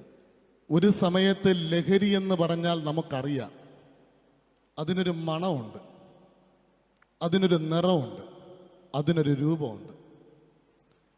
ഇന്ന് നിറമില്ല, മണമില്ല, രൂപമില്ല. നമ്മുടെ മക്കൾ വീട്ടിൻ്റെ അകത്ത് ഈ ലഹരി യൂസ് ചെയ്തിട്ടാണോ നിൽക്കുന്നതെന്ന് നമുക്കറിയത്തില്ല. സത്യമല്ലേ? ഞങ്ങളുടെ സഭക്കാരനായ ഒരു SI കരഞ്ഞുകൊണ്ട് പറഞ്ഞ ഒരു അനുഭവത്തെ ഞാൻ പറയട്ടെ. പറയുമ്പോഴും മനസ്സ് പിടയുന്നുണ്ട്. അദ്ദേഹം ഒരു സ്റ്റേഷനിലിരിക്കുമ്പോൾ ഒരു വീട്ട് ബേസ് ചെയ്ത് തൊട്ടടുത്തുള്ള ഭവനക്കാരൻ ഫോൺ ചെയ്തു. SI ഓടി ആ വീട്ടിലെത്തി. ആ വീട്ടിൽ അമ്മയും മകനും മാത്രമേ ഉള്ളൂ. 10ാം ക്ലാസ്സിൽ പഠിക്കുന്ന മകൻ. ഈ കുഞ്ഞിന്റെ കരച്ചിൽ കേട്ടിട്ടാണ് അടുത്തുള്ള വീട്ടുകാരൻ SIയെ ഫോൺ ചെയ്ത് വരുത്തുന്നത്. ആ വീട്ടിന്റെ അകത്ത് കയറി നോക്കിയപ്പോൾ കട്ടിലിൽ 10ാം ക്ലാസ്സിൽ പഠിക്കുന്ന മകനെ കെട്ടിയിട്ടിരിക്കുക അമ്മ, കട്ടിലിന്റെ ആ കാലിൽ. SI അവനെ ഒന്ന് നോക്കിയപ്പോൾ അവന്റെ കാലിന്റെ എല്ലാ ഭാഗങ്ങളിലും ചട്ടുകം വെച്ച് പഠിപ്പിച്ചിട്ടുണ്ട്. SIക്ക് അങ്ങോട്ട് ദേഷ്യം വന്നു കേട്ടോ. ഈ അമ്മയുടെ മുഖത്ത് നോക്കിയിട്ട് പറഞ്ഞു, നിങ്ങൾ അമ്മ തന്നെ, ഈ കുഞ്ഞിനെ ശരിക്കും പ്രസവിച്ചത് നിങ്ങൾ തന്നെ. അവൻ എന്ത് തെറ്റോ ചെയ്യട്ടെ, ഒരു കുഞ്ഞിനെ കെട്ടിയിടുന്നത് കുഴപ്പമില്ല, നിങ്ങളുടെ മകനാ. പക്ഷെ ഈ ദേഹം മുഴുവനും നിങ്ങൾ ഇങ്ങനെ ചട്ടുകം വെച്ച്, ഇരുമ്പ് ചട്ടുകം വെച്ച് പഠിപ്പിക്കണമെങ്കിൽ ഇത് ഞാൻ ക്ഷമിക്കത്തില്ല, ഞാൻ കേസ് ഫയൽ ചെയ്യും. ആ അമ്മ കരഞ്ഞോണ്ട് പറഞ്ഞു, സാറേ എൻ്റെ മോൻ ലഹരി ഉപയോഗിച്ചു സാറേ, കഞ്ചാവെന്ന അമ്മ പറഞ്ഞേ. SI പറഞ്ഞു, ഓക്കെ, ലഹരി ഉപയോഗിക്കട്ടെ, ഇന്നത്തെ പിള്ളേർ ഉപയോഗിക്കുന്നവരാ. ഞാൻ 100 സംഭവങ്ങൾ കാണുന്നുണ്ട്. പക്ഷെ ലഹരി ഉപയോഗിച്ചെന്ന് പറഞ്ഞ്, ഒരു കുഞ്ഞ് ലഹരി ഉപയോഗിച്ചെന്ന് പറഞ്ഞ് ഇതാണോ ചെയ്യേണ്ടേ? എന്നെ കേൾക്കുന്ന പ്രിയപ്പെട്ടവർ, അടുത്ത് ആ അമ്മ കരഞ്ഞോണ്ട് പറഞ്ഞു, അവൻ എന്നെ കയറി പിടിച്ചു സാറേ. SIയുടെ വാക്കുകൾ പിന്നെ പൊങ്ങിയില്ല. ഒരു ക്രിസ്തീയ കുടുംബം സ്വന്തം അമ്മ മുന്നിൽ നിൽക്കുമ്പോൾ അമ്മ എന്ന് ബോധമില്ലാത്ത കുഞ്ഞുങ്ങൾ. ഒരു സമയത്ത് ഇത് ലഹരിയാണെന്നറിയാം, ലഹരിക്ക് പിന്നാലെ പോകുമെങ്കിൽ സഹോദരങ്ങളെ, ഇന്ന് ലഹരി എന്നറിയാൻ പോലും കഴിയുന്നില്ല. പിള്ളേരെ ഞാൻ തെറ്റ് പറയുന്നില്ല, കാരണം അവരുടെ ക്ലൈമറ്റ് മാതാപിതാക്കൾ മനസ്സിലാക്കണം. അതിലുപരി സഭ ശ്രദ്ധിച്ചേ മതിയാകും. സഭയ്ക്കൊരു വലിയ ഉത്തരവാദിത്വമുണ്ട്. ഞാൻ ഈ അടുത്ത സമയത്ത് ഒരു BFM സഭയിൽ പ്രസംഗിക്കുമ്പോൾ ഞായറാഴ്ച രാവിലെ ആരാധനയിൽ ആ സഭ ചെയ്ത ഒരു കാര്യം എന്നെ വളരെയധികം ആകർഷിച്ചു. എല്ലാ ഞായറാഴ്ചകളിലും അവിടുത്തെ അച്ഛൻ പരസ്യത്തിന് തൊട്ടു മുൻപ് 1 മിനിറ്റ് സമയം ലഹരിയെക്കുറിച്ച് ഒരു അവബോധം പിള്ളേർക്ക് എടുക്കുക. മക്കളെ, ഇന്ന സാധനങ്ങളുണ്ട്, ഇത് ഡേഞ്ചറാണ്, ഇത് പ്രശ്നക്കാരനാണ്, ഇതിന്റെ സ്വഭാവം ഇതാണ്. ഞാൻ അച്ഛനോട് പറഞ്ഞു, അച്ഛാ, അരമണിക്കൂർ പ്രസംഗിക്കുന്നതിനേക്കാൾ അച്ഛന്റെ ഈ ശുശ്രൂഷ ഏറ്റവും പ്രയോജനം. മനുഷ്യനെന്ന് പോലും മനസ്സിലാക്കാൻ കഴിയാത്ത വിധം വികൃതമായി പോകുന്ന യുവാക്കൾ ഞാൻ എൻ്റെ നാട്ടിൽ ധാരാളം കാണുന്നുണ്ട്.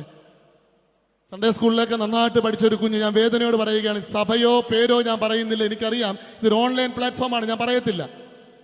വികൃതമായി, നല്ലൊരു കുടുംബത്തിൽ പിറന്ന മകൻ വികൃതമായി. എന്നെ കേൾക്കുന്ന പ്രിയപ്പെട്ടവരെ, ദ ട്രാപ്പ് ഓഫ് ഡ്രഗ്സ്, യുവാക്കൾ, യുവതികൾ, തലമുറകൾ, മാതാപിതാക്കൾ, സഭ വളരെ ശ്രദ്ധിച്ചേ മതിയാകൂ, പോരാടിയേ മതിയാകൂ. The trap of love, the trap of gift, the trap of safety, the trap of encouragement, the trap of drugs. ഇനി ഒന്ന് ലാസ്റ്റ് ആണ്, ഭയങ്കര അപകടമാണ് കേട്ടോ. The trap of weapon, ആയുധം. നിങ്ങൾ രാജീവ് ഗാന്ധിയുടെ മരണം വായിച്ചറിഞ്ഞിട്ടുള്ളവരാണല്ലോ. ഒരു വ്യക്തി മനുഷ്യ ബോംബായി, അല്ലേ? ഒരു വ്യക്തി മനുഷ്യ ബോംബായി. ഇന്നത്തെ മനുഷ്യ ബോംബായി പ്രാർത്ഥനയോടെ പറയട്ടെ, നമ്മുടെ യുവാക്കൾ, നമ്മുടെ യുവതികൾ അറിഞ്ഞോ അറിയാതെയോ മാറിപ്പോകുന്നു. ഒരു കത്ത് അവന്റെ കയ്യിൽ കൊടുത്തേച്ച്, ട്രാപ്പ് നോക്ക്, ഒരു കത്ത് അവന്റെ കയ്യിൽ കൊടുത്തേച്ച് അവൻ സൈന്യാധിപന്റെ കയ്യിൽ കൊടുക്കുമ്പോൾ സൈന്യാധിപൻ തുറന്നു വായിക്കുന്നു, ഇവനെ ഫ്രണ്ടിൽ നിർത്തിക്കോ, തട്ടിക്കളയുന്നു. ട്രാപ്പ്. അവനും നശിക്കുന്നു, അവന്റെ സറൗണ്ടിങ് സിസ്റ്റം, അവന്റെ കൂടെ ഉള്ളവരും നശിക്കുന്നു, അവർ പോലും അറിയാതെ. ഭാരതത്തിൽ നിലനിന്നിരുന്ന വലിയ ഒരു അനാചാരമാണ് സതി. അറിയാമല്ലോ, സതി നിർത്തലാക്കാൻ ശ്രമിച്ചതിന് പിന്നിൽ നവോത്ഥാന നേതാക്കന്മാർ ധാരാളം ഉണ്ടെങ്കിലും ഞാൻ എൻ്റെ ഹൃദയത്തിന്റെ ഭാഗത്ത് എഴുതി പിടിപ്പിച്ച ഒരാളുണ്ട്, വില്യം കേറി. അദ്ദേഹത്തിന്റെ ആദ്യത്തെ പ്രബന്ധം, അദ്ദേഹം എഴുതിയ അനുഭവങ്ങൾ, ഇതെല്ലാം ഇന്നും ചരിത്രത്തിന്റെ ഭാഗമാണ്. ഓൺലൈനാണെങ്കിലും ഞാൻ പ്രാർത്ഥനയോടെ പറയട്ടെ, അതൊക്കെ മറയ്ക്കാനുള്ള ശ്രമങ്ങളുമുണ്ട്. അന്ന് സതി വേണ്ട എന്ന് ശക്തമായി നാട് മുഴുവനും സമരങ്ങൾ ഉണ്ടായപ്പോൾ, നാട് മുഴുവനും സമരം. കാരണം എൻ്റെ അമ്മമാർ, എൻ്റെ സഹോദരികൾ സതി എന്ന് പറയുന്ന ഒരു അനാചാരത്തിന്റെ മുമ്പിൽ വീഴേണ്ടവരല്ല, അവർ സ്ട്രോങ് ആയിട്ട് ജീവിക്കേണ്ടവരാണ്. ഭർത്താവ് മരിച്ചെന്ന് പറഞ്ഞ് ഭാര്യ മരിക്കേണ്ടവളല്ല എന്ന് പറഞ്ഞ് വളരെ ശക്തമായി ലോകം മുഴുവനും ജനം ഇങ്ങനെ ആവേശഭരിതരായിരിക്കുമ്പോൾ നിങ്ങൾക്കറിയോ, 700 സ്ത്രീകൾ, ചരിത്രം പറയുന്നതാ, 700 സ്ത്രീകൾ രംഗത്തിറങ്ങി. അവർ പറഞ്ഞു, ഞങ്ങൾക്ക് വേണം സതി. യഥാർത്ഥത്തിൽ ഒരു സ്ത്രീ ആകണമെങ്കിൽ സതി വേണം. സതി ഇല്ലെങ്കിൽ സ്ത്രീക്ക് അർത്ഥമില്ല. മനുഷ്യ ബോംബാക്കി മാറ്റാൻ ശ്രമിക്കുന്ന അധീന ശക്തികൾ. ഞാനിനി പൊളിച്ചു പറയത്തില്ല, ബാക്കി നിങ്ങൾ ഒന്ന് ചിന്തിച്ചെടുത്തോ. പല ഐഡിയോളജികളും, ഈ വാക്കുകളൊന്ന് ശ്രദ്ധിച്ചോളണം, പല ഐഡിയോളജികളും എൻ്റെ സഭയെ തകർക്കുവാൻ എൻ്റെ സഭയിലെ വ്യക്തികൾ ഉപയോഗിക്കുന്നു. പല ഐഡിയോളജികളും എൻ്റെ കുടുംബത്തെ തകർക്കുവാൻ എൻ്റെ കുടുംബത്തിൽ നിന്ന് ചിലരെ എടുക്കുന്നു. ഐഡിയോളജി എന്ന് പറഞ്ഞതിന് പിന്നിൽ എന്താണെന്ന് നിങ്ങൾ പൂരിപ്പിക്ക്. ഓൺലൈൻ പ്ലാറ്റ്ഫോം അല്ലായിരുന്നെങ്കിൽ ഞാൻ പൊളിച്ചു പറയുമായിരുന്നു. അവൻ പോലും അറിയുന്നില്ല, അവന്റെ സഭയിലെ പുരോഹിതനെതിരെ സംസാരിക്കുക, സഭയ്ക്കെതിരെ സംസാരിക്കുക. അവൻ പോലും അറിയുന്നില്ല അവന്റെ പിന്നിലെ ട്രാപ്പ് എന്താണെന്ന്. ബഹുമാനമുള്ള വൈദികർ, എന്നെക്കാളും വളരെ സീനിയർ വൈദികർ അവിടെ ഇരിക്കുന്നത്. ഞാൻ പഠിക്കുന്ന ഒരു കുട്ടിയാണ്, ഒരു വിദ്യാർത്ഥിയാണ്. ഇത് പഠിക്കാനും ഇത് മനസ്സിലാക്കാനും ഈ ട്രാപ്പിൽ നിന്ന് നമ്മുടെ യുവതലമുറയെ രക്ഷപ്പെടുത്താനും കഴിഞ്ഞില്ലെങ്കിൽ ഇന്ന് ഇവിടെ ജനറൽ സെക്രട്ടറി പറഞ്ഞില്ലേ 20 വയസ്സിന് ശേഷമുള്ള മക്കൾ പ്രശ്നമാണ്. കാരണം ഒരു മനുഷ്യനറിയാതെ അവനെ ബോംബാക്കി മാറ്റുക. ട്രാപ്പുകളെ കുറിച്ചുള്ള എൻ്റെ വിശദീകരണം ഞാനിവിടെ നടത്തട്ടെ. ആശ്വസിക്കേണ്ട, പ്രസംഗം തീർന്നെന്നല്ല, ട്രാപ്പുകളെ കുറിച്ചുള്ള എൻ്റെ വിശദീകരണം ഞാനിവിടെ നടത്തട്ടെ. 6 ട്രാപ്പുകൾ ഞാൻ ഈ ടെക്സ്റ്റിന്റെ വെളിച്ചത്തിൽ പറഞ്ഞു. ഒന്ന്, ഞാൻ ഇതുവരെ സംസാരിച്ചില്ല, നിങ്ങൾക്ക് ഈ 6 ട്രാപ്പുകൾ ഒന്ന് പറയാമോ? ഒന്നാമത്തെ ട്രാപ്പ് സ്നേഹം, രണ്ടാമത്തെ ട്രാപ്പ് സേഫ്റ്റി, മൂന്നാമത്തെ ട്രാപ്പ്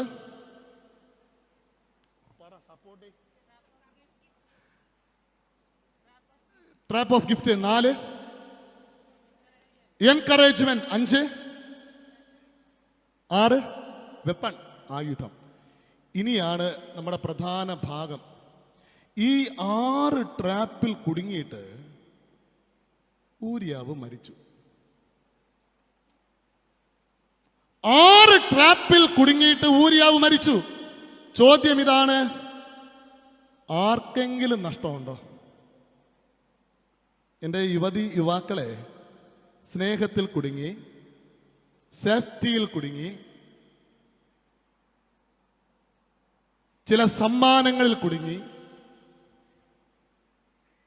ചില പ്രചോദനങ്ങൾ പൊക്കിവിടും. നീ ഉള്ളതുകൊണ്ടാ പൊക്കിവിടും. ചില പ്രചോദനങ്ങളിൽ മുഴുങ്ങി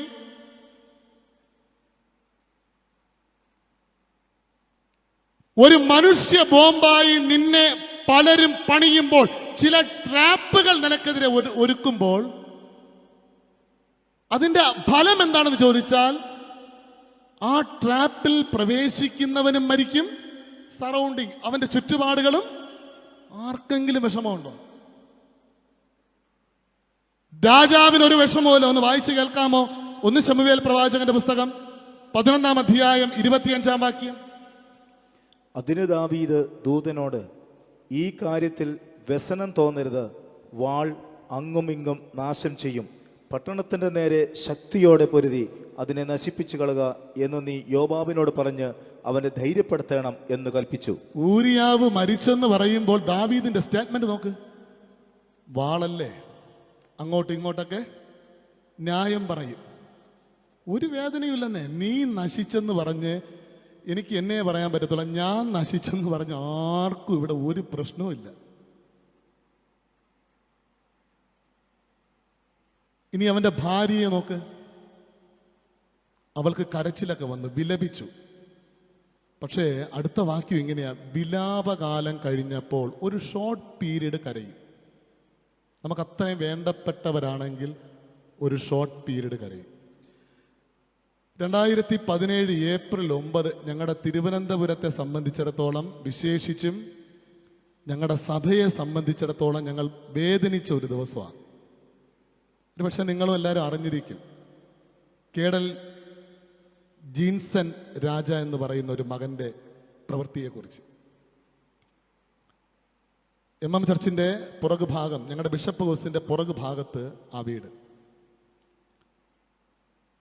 അപ്പൻ, അമ്മ, സഹോദരി, മറ്റൊരു സ്ത്രീ, അങ്ങനെ 4 പേര് വീട്ടിന്റെ അകത്തിട്ട് ഓൺലൈനിൽ മഴു വാങ്ങിച്ച് വെട്ടിക്കൊന്നു കളഞ്ഞു ഈ മകൻ.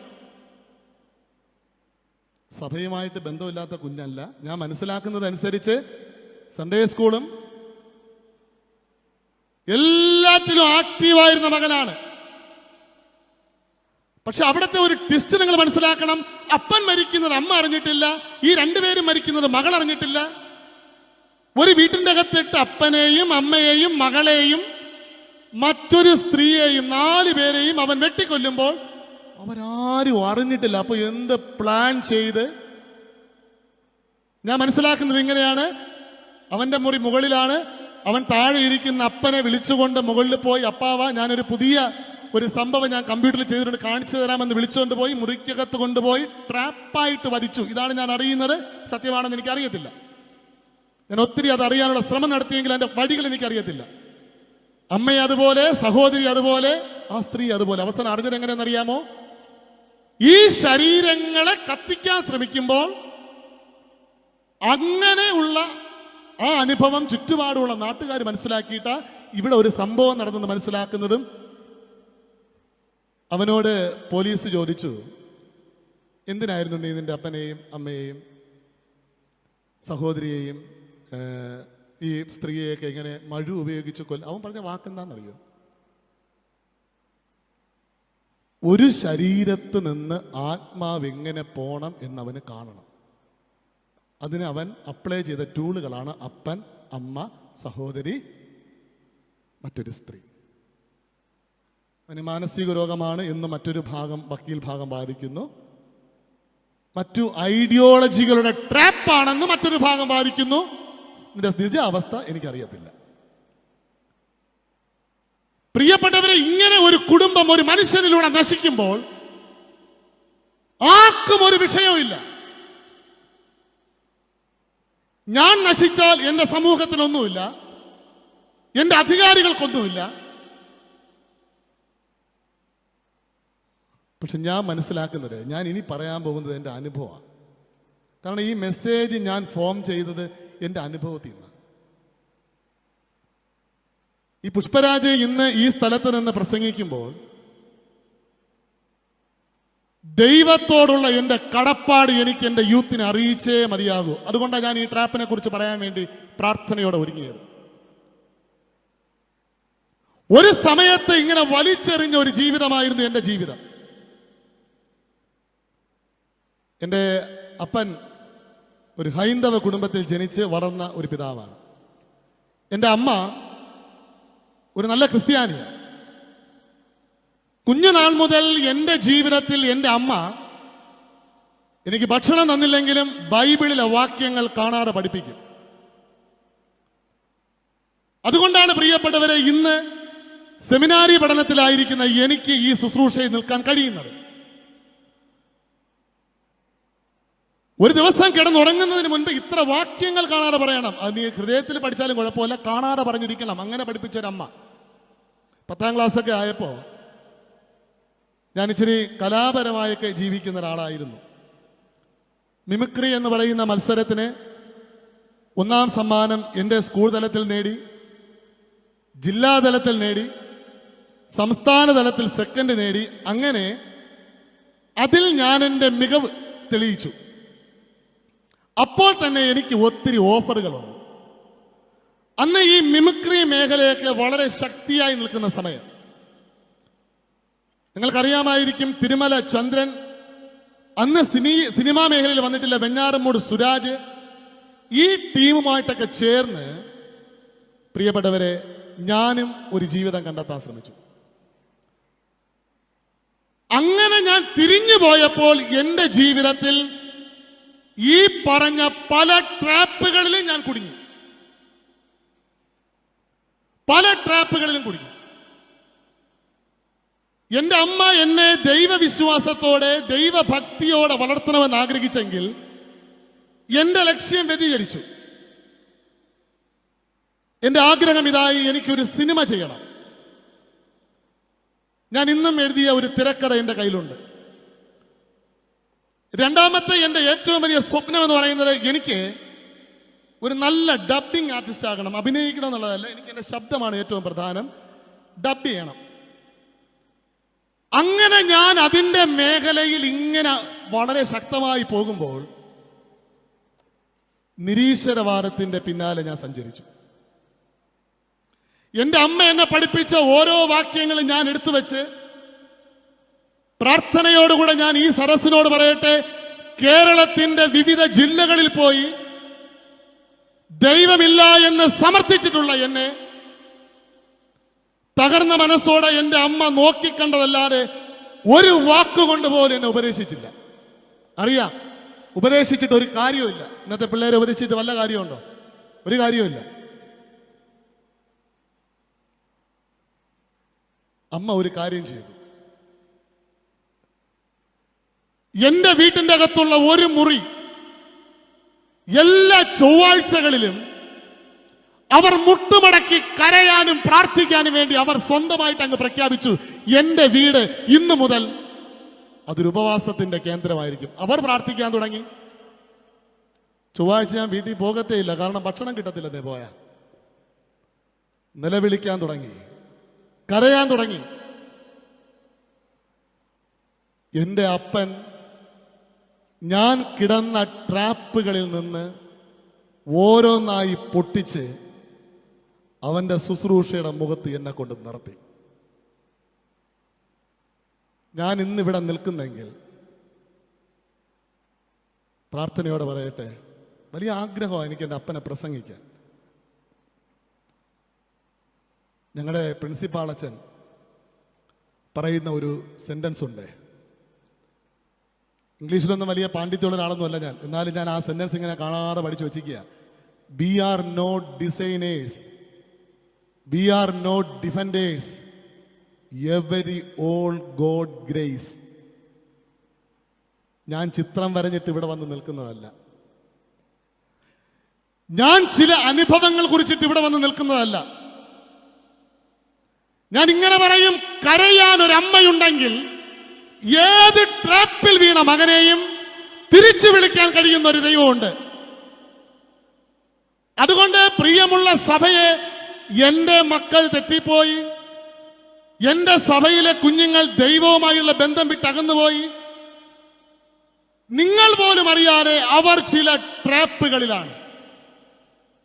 ആ ട്രാപ്പിനെ പൊട്ടിക്കാൻ ദൈവവചനത്തിനും പ്രാർത്ഥനയ്ക്കും കഴിയും. അതിൻ്റെ ഒരു ചെറിയ സാക്ഷ്യമാണ് പ്രിയപ്പെട്ടവർ എൻ്റെ ജീവിതം. ഉറ്റവർ സ്നേഹിതർ പക്ഷം തിരിഞ്ഞു നിന്നു, മുറ്റും വീടക്കെന്നെ തള്ളിയിടുമ്പോ. ഹാബിയലച്ഛൻ എൻ്റെ ജീവിതത്തെ കുറിച്ചൊക്കെ അറിയാം, എൻ്റെ വീടും അച്ഛൻ ഇരിക്കുന്ന എനിക്ക് വലിയ സന്തോഷം തോന്നിയ. മുറ്റും വീടക്കെന്നെ തള്ളിയിടുമ്പോ പറ്റിച്ചേർന്നവർ നിൽക്കുമേ, ഒടുവിലൻ പക്ഷത്തു ചേർത്തിടുമേ. പറ്റിച്ചേർന്നവർ നിൽക്കുമേ, ഒടുവിലൻ പക്ഷത്തു ചേർന്നിടുമേ. കൊടുവിട്ടൊടുവിൽ ഞാൻ എൻ നാട്ടിൽ വീടിന്റെ മുൻപിലെത്തും. വചന ശുശ്രൂഷയ്ക്കുള്ള വിരാമം ഞാൻ കുറിക്കട്ടെ പ്രിയപ്പെട്ടവരെ. പ്രിയ യുവാക്കളെ, യുവതികളെ, നിങ്ങൾ ഒരുപക്ഷെ സത്യസന്ധരായിരിക്കാം, നിങ്ങൾ ഒരുപക്ഷെ കഠിനാധ്വാനികളായിരിക്കാം, നല്ല സമർപ്പണമുള്ളവരായിരിക്കാം. ഇന്നത്തെ യുവാക്കളെ കുറിച്ച് എനിക്ക് വളരെ അഭിമാനമുണ്ട്. കാരണം ഒരു കാര്യം പറഞ്ഞാൽ അവർ ചെയ്യാൻ സത്യസന്ധരാണ്.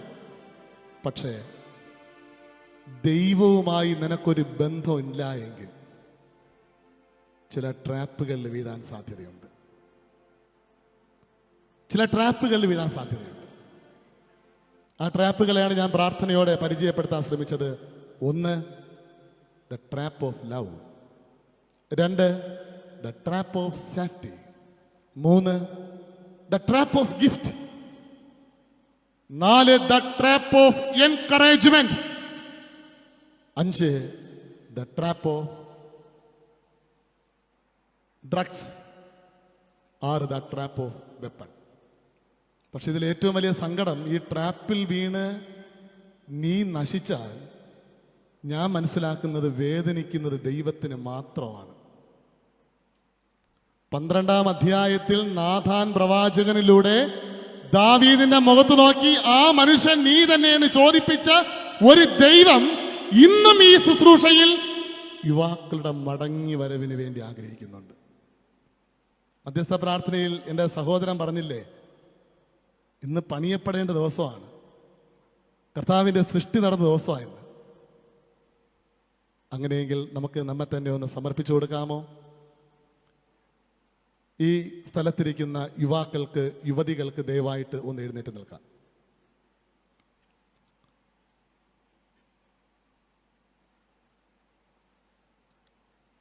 ഒരുപക്ഷെ നിങ്ങൾ ചില ട്രാപ്പുകളിലായിരിക്കാം, ട്രാപ്പുകൾ നേരിട്ട് അനുഭവിക്കുന്നുണ്ടാകാം. മക്കളെ, എന്നെ നോക്കിയേ. ഈ ട്രാപ്പുകൾ, ഞാൻ പ്രാർത്ഥനയോടെ പറയട്ടെ, എൻ്റെ ജീവിത അനുഭവത്തിൽ നിന്ന് പറയട്ടെ, എന്നെ ലക്ഷ്യസ്ഥാനത്ത് എത്തിക്കത്തില്ല. എൻ്റെ ഏറ്റവും വലിയ അംബീഷനായിരുന്നു, ഞാൻ പറഞ്ഞതുപോലെ, സിനി മേഖല. പക്ഷെ എൻ്റെ അപ്പൻ്റെ കൈവിട്ട് ഞാൻ നടന്നു പോയപ്പോൾ ഞാൻ അവിടെ വീണുപോയി. ഇന്ന് ഇത് റിയലൈസ് ചെയ്യാൻ,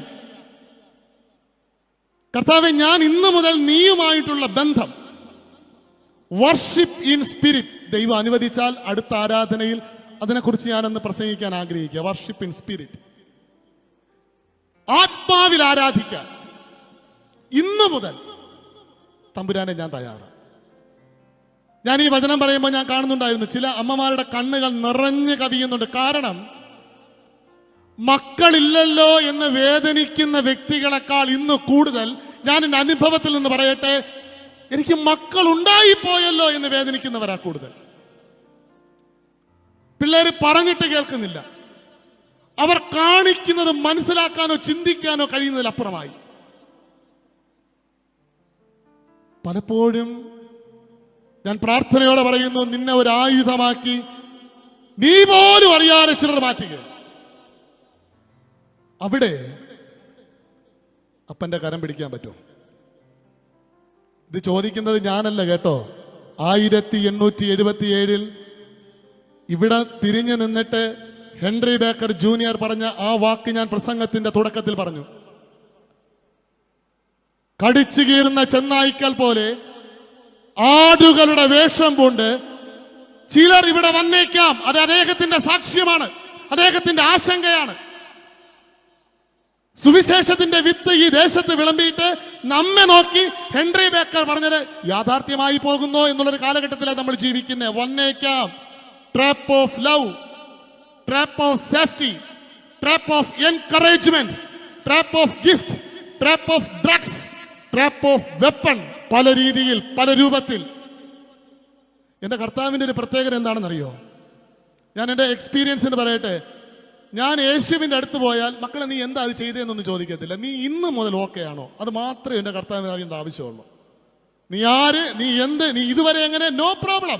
ഇന്ന് മുതൽ നീ എങ്ങനെ. പ്രാർത്ഥന, കർത്താവ് ഇന്ന് ഞങ്ങൾ പണിയപ്പെടുന്ന ദിവസമാകണം.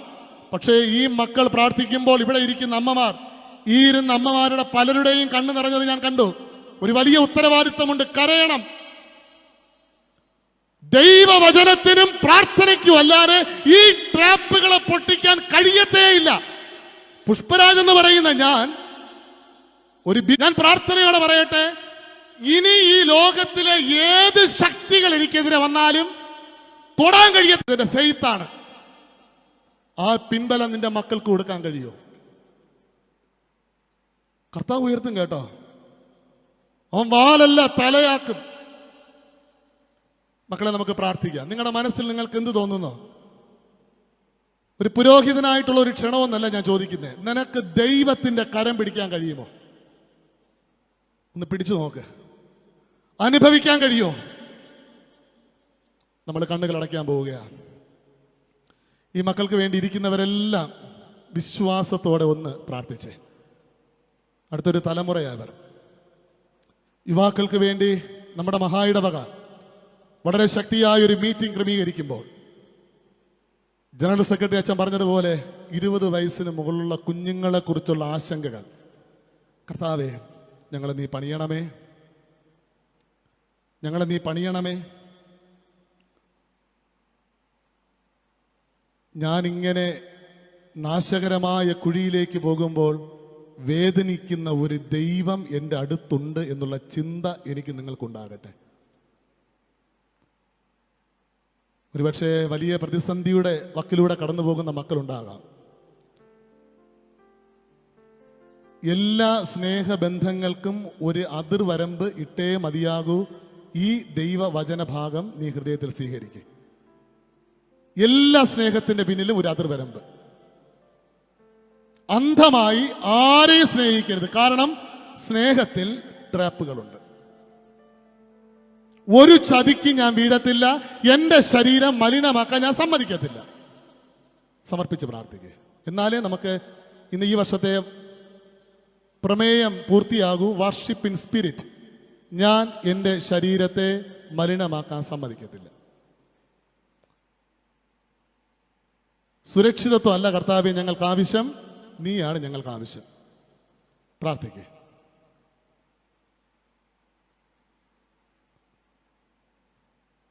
കർത്താവേ, സ്ഥാനമാനങ്ങൾക്ക് മുൻപിൽ, പണത്തിന് മുൻപിൽ പതറിപ്പോകാത്ത നല്ല മക്കളാകാൻ ഞങ്ങളെ സഹായിക്കണമേ എന്ന് പ്രാർത്ഥിക്കുക.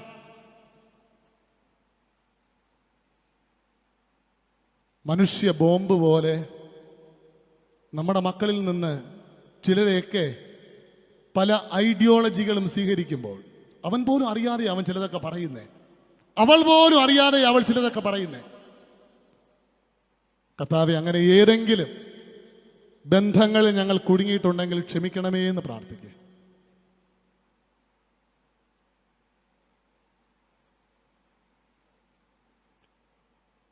കമനീയരൂപനേ കാരുണ്യവാരിധേ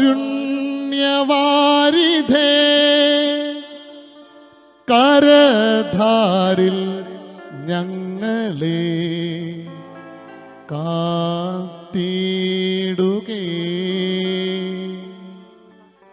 കമനീയരൂപനേ കാരുണ്യവാരിധേ കരധാരിൽ ഞങ്ങളിൽ കാത്തിടുകേ. കനക പ്രതീക്ഷകൾ രാഗം രചിക്കുമെൻ മനസ്സിനു താളമായി നീ വരില്ലേ നാഥ, നീ വരില്ലേ. സർവശക്തനായ ദൈവമേ, കർത്താവേ, ഞങ്ങളുടെ ഭാവിയിലെ വാഗ്ദാനങ്ങളായി ഈ മക്കളെ ഞങ്ങൾ സമർപ്പിച്ച് പ്രാർത്ഥിക്കുന്നു. സഭയ്ക്ക് വലിയ ആശങ്കകൾ ഉണ്ടെങ്കിലും സഭയുടെ നാഥനായ ദൈവം സ്വന്തം പുത്രനെ ഈ ഭൂമിയിലേക്ക് അയച്ച് വചനത്തിലൂടെ ഞങ്ങളെ പണിയുമെന്ന് ഞങ്ങൾ വിശ്വസിക്കുന്നു. പിതാവേ,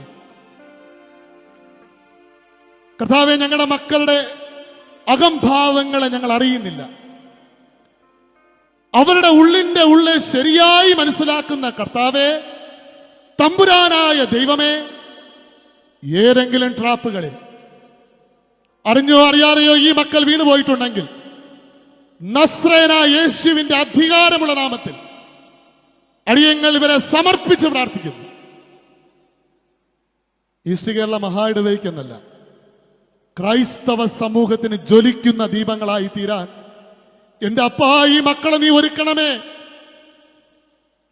ഈ വചനം കേട്ട നിമിഷം മുതൽ കണ്ണുനീരോടുകൂടെ ഈ സ്ഥലത്തായിരുന്ന് സ്വന്തം കുടുംബത്തെ ഓർത്ത് കരഞ്ഞ എല്ലാ അമ്മമാരെയും എന്ന് വിജയിച്ചു പോയ എല്ലാ പിതാക്കന്മാരെയും മക്കളെ കുറിച്ച് ഭാരത്തോടുകൂടെ ഇരുന്ന നിമിഷങ്ങളെ ഓർത്ത് കർത്താവിന്റെ സന്നിധിയിൽ ഞങ്ങൾ സമർപ്പിച്ച് പ്രാർത്ഥിക്കുന്നപ്പ. എന്റെ ദൈവം ശക്തൻ.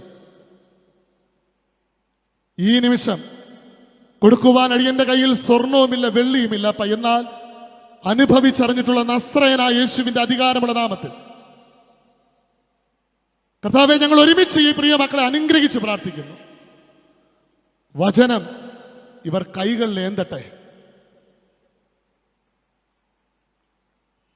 ഹെൻറി ബേക്കർ ജൂനിയർ എന്ന് പറയുന്ന ബഹുമാന്യനായ മനുഷ്യൻ രണ്ട് കാര്യങ്ങൾ നമ്മെ ഓർമ്മിപ്പിച്ചു. ഒന്ന്, ജാഗ്രത ഉള്ളവരായിരിക്കും.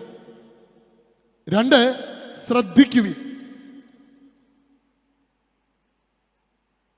തലമുറകൾ അണയാതെ ആ ദീപം കത്തിപ്പിക്കേണ്ട ഉത്തരവാദിത്വം ഈ യുവാക്കളുടെ മേൽ, യുവതികളുടെ മേൽ അങ്ങ് പകരണമേ. അടിയങ്ങൾ ഇങ്ങനെ പ്രാർത്ഥിക്കുന്നു, ഹെൻറി ബേക്കർ ജൂനിയറിന്റെ മേൽ അങ്ങ് പകർന്ന ആത്മാവിന്റെ ഇരട്ടി ഈ മക്കളുടെ മേൽ പകരണമേ. ഇവർ വാക്കുകൾ പറയുമ്പോൾ, ഇവർ പ്രാർത്ഥിക്കുമ്പോൾ, ഇവർ നടക്കുമ്പോൾ, ഇവർ ജീവിക്കുമ്പോൾ യേശുവിന്റെ സാക്ഷികളായി തീരുവാൻ ദൈവത്തിന്റെ പരിശുദ്ധാത്മാവിനാൽ ഒരുക്കണമേ.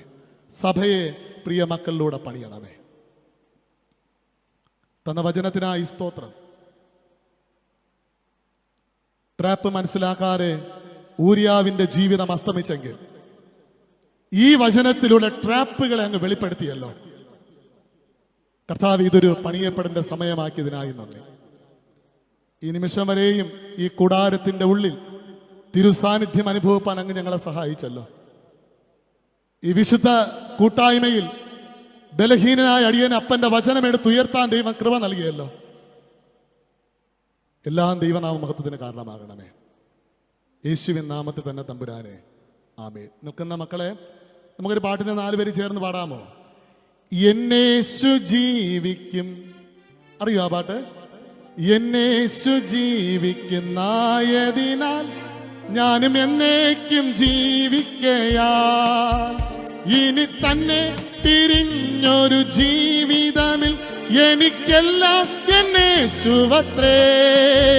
ഹാ ഹല്ലേലൂയ, ജയം ഹല്ലേലൂയ, യേശു കർത്താവ് ജീവിക്കുന്നു. ഹാ ഹല്ലേലൂയ, ജയം ഹല്ലേലൂയ, യേശു കർത്താവ് ജീവിക്കുന്നു.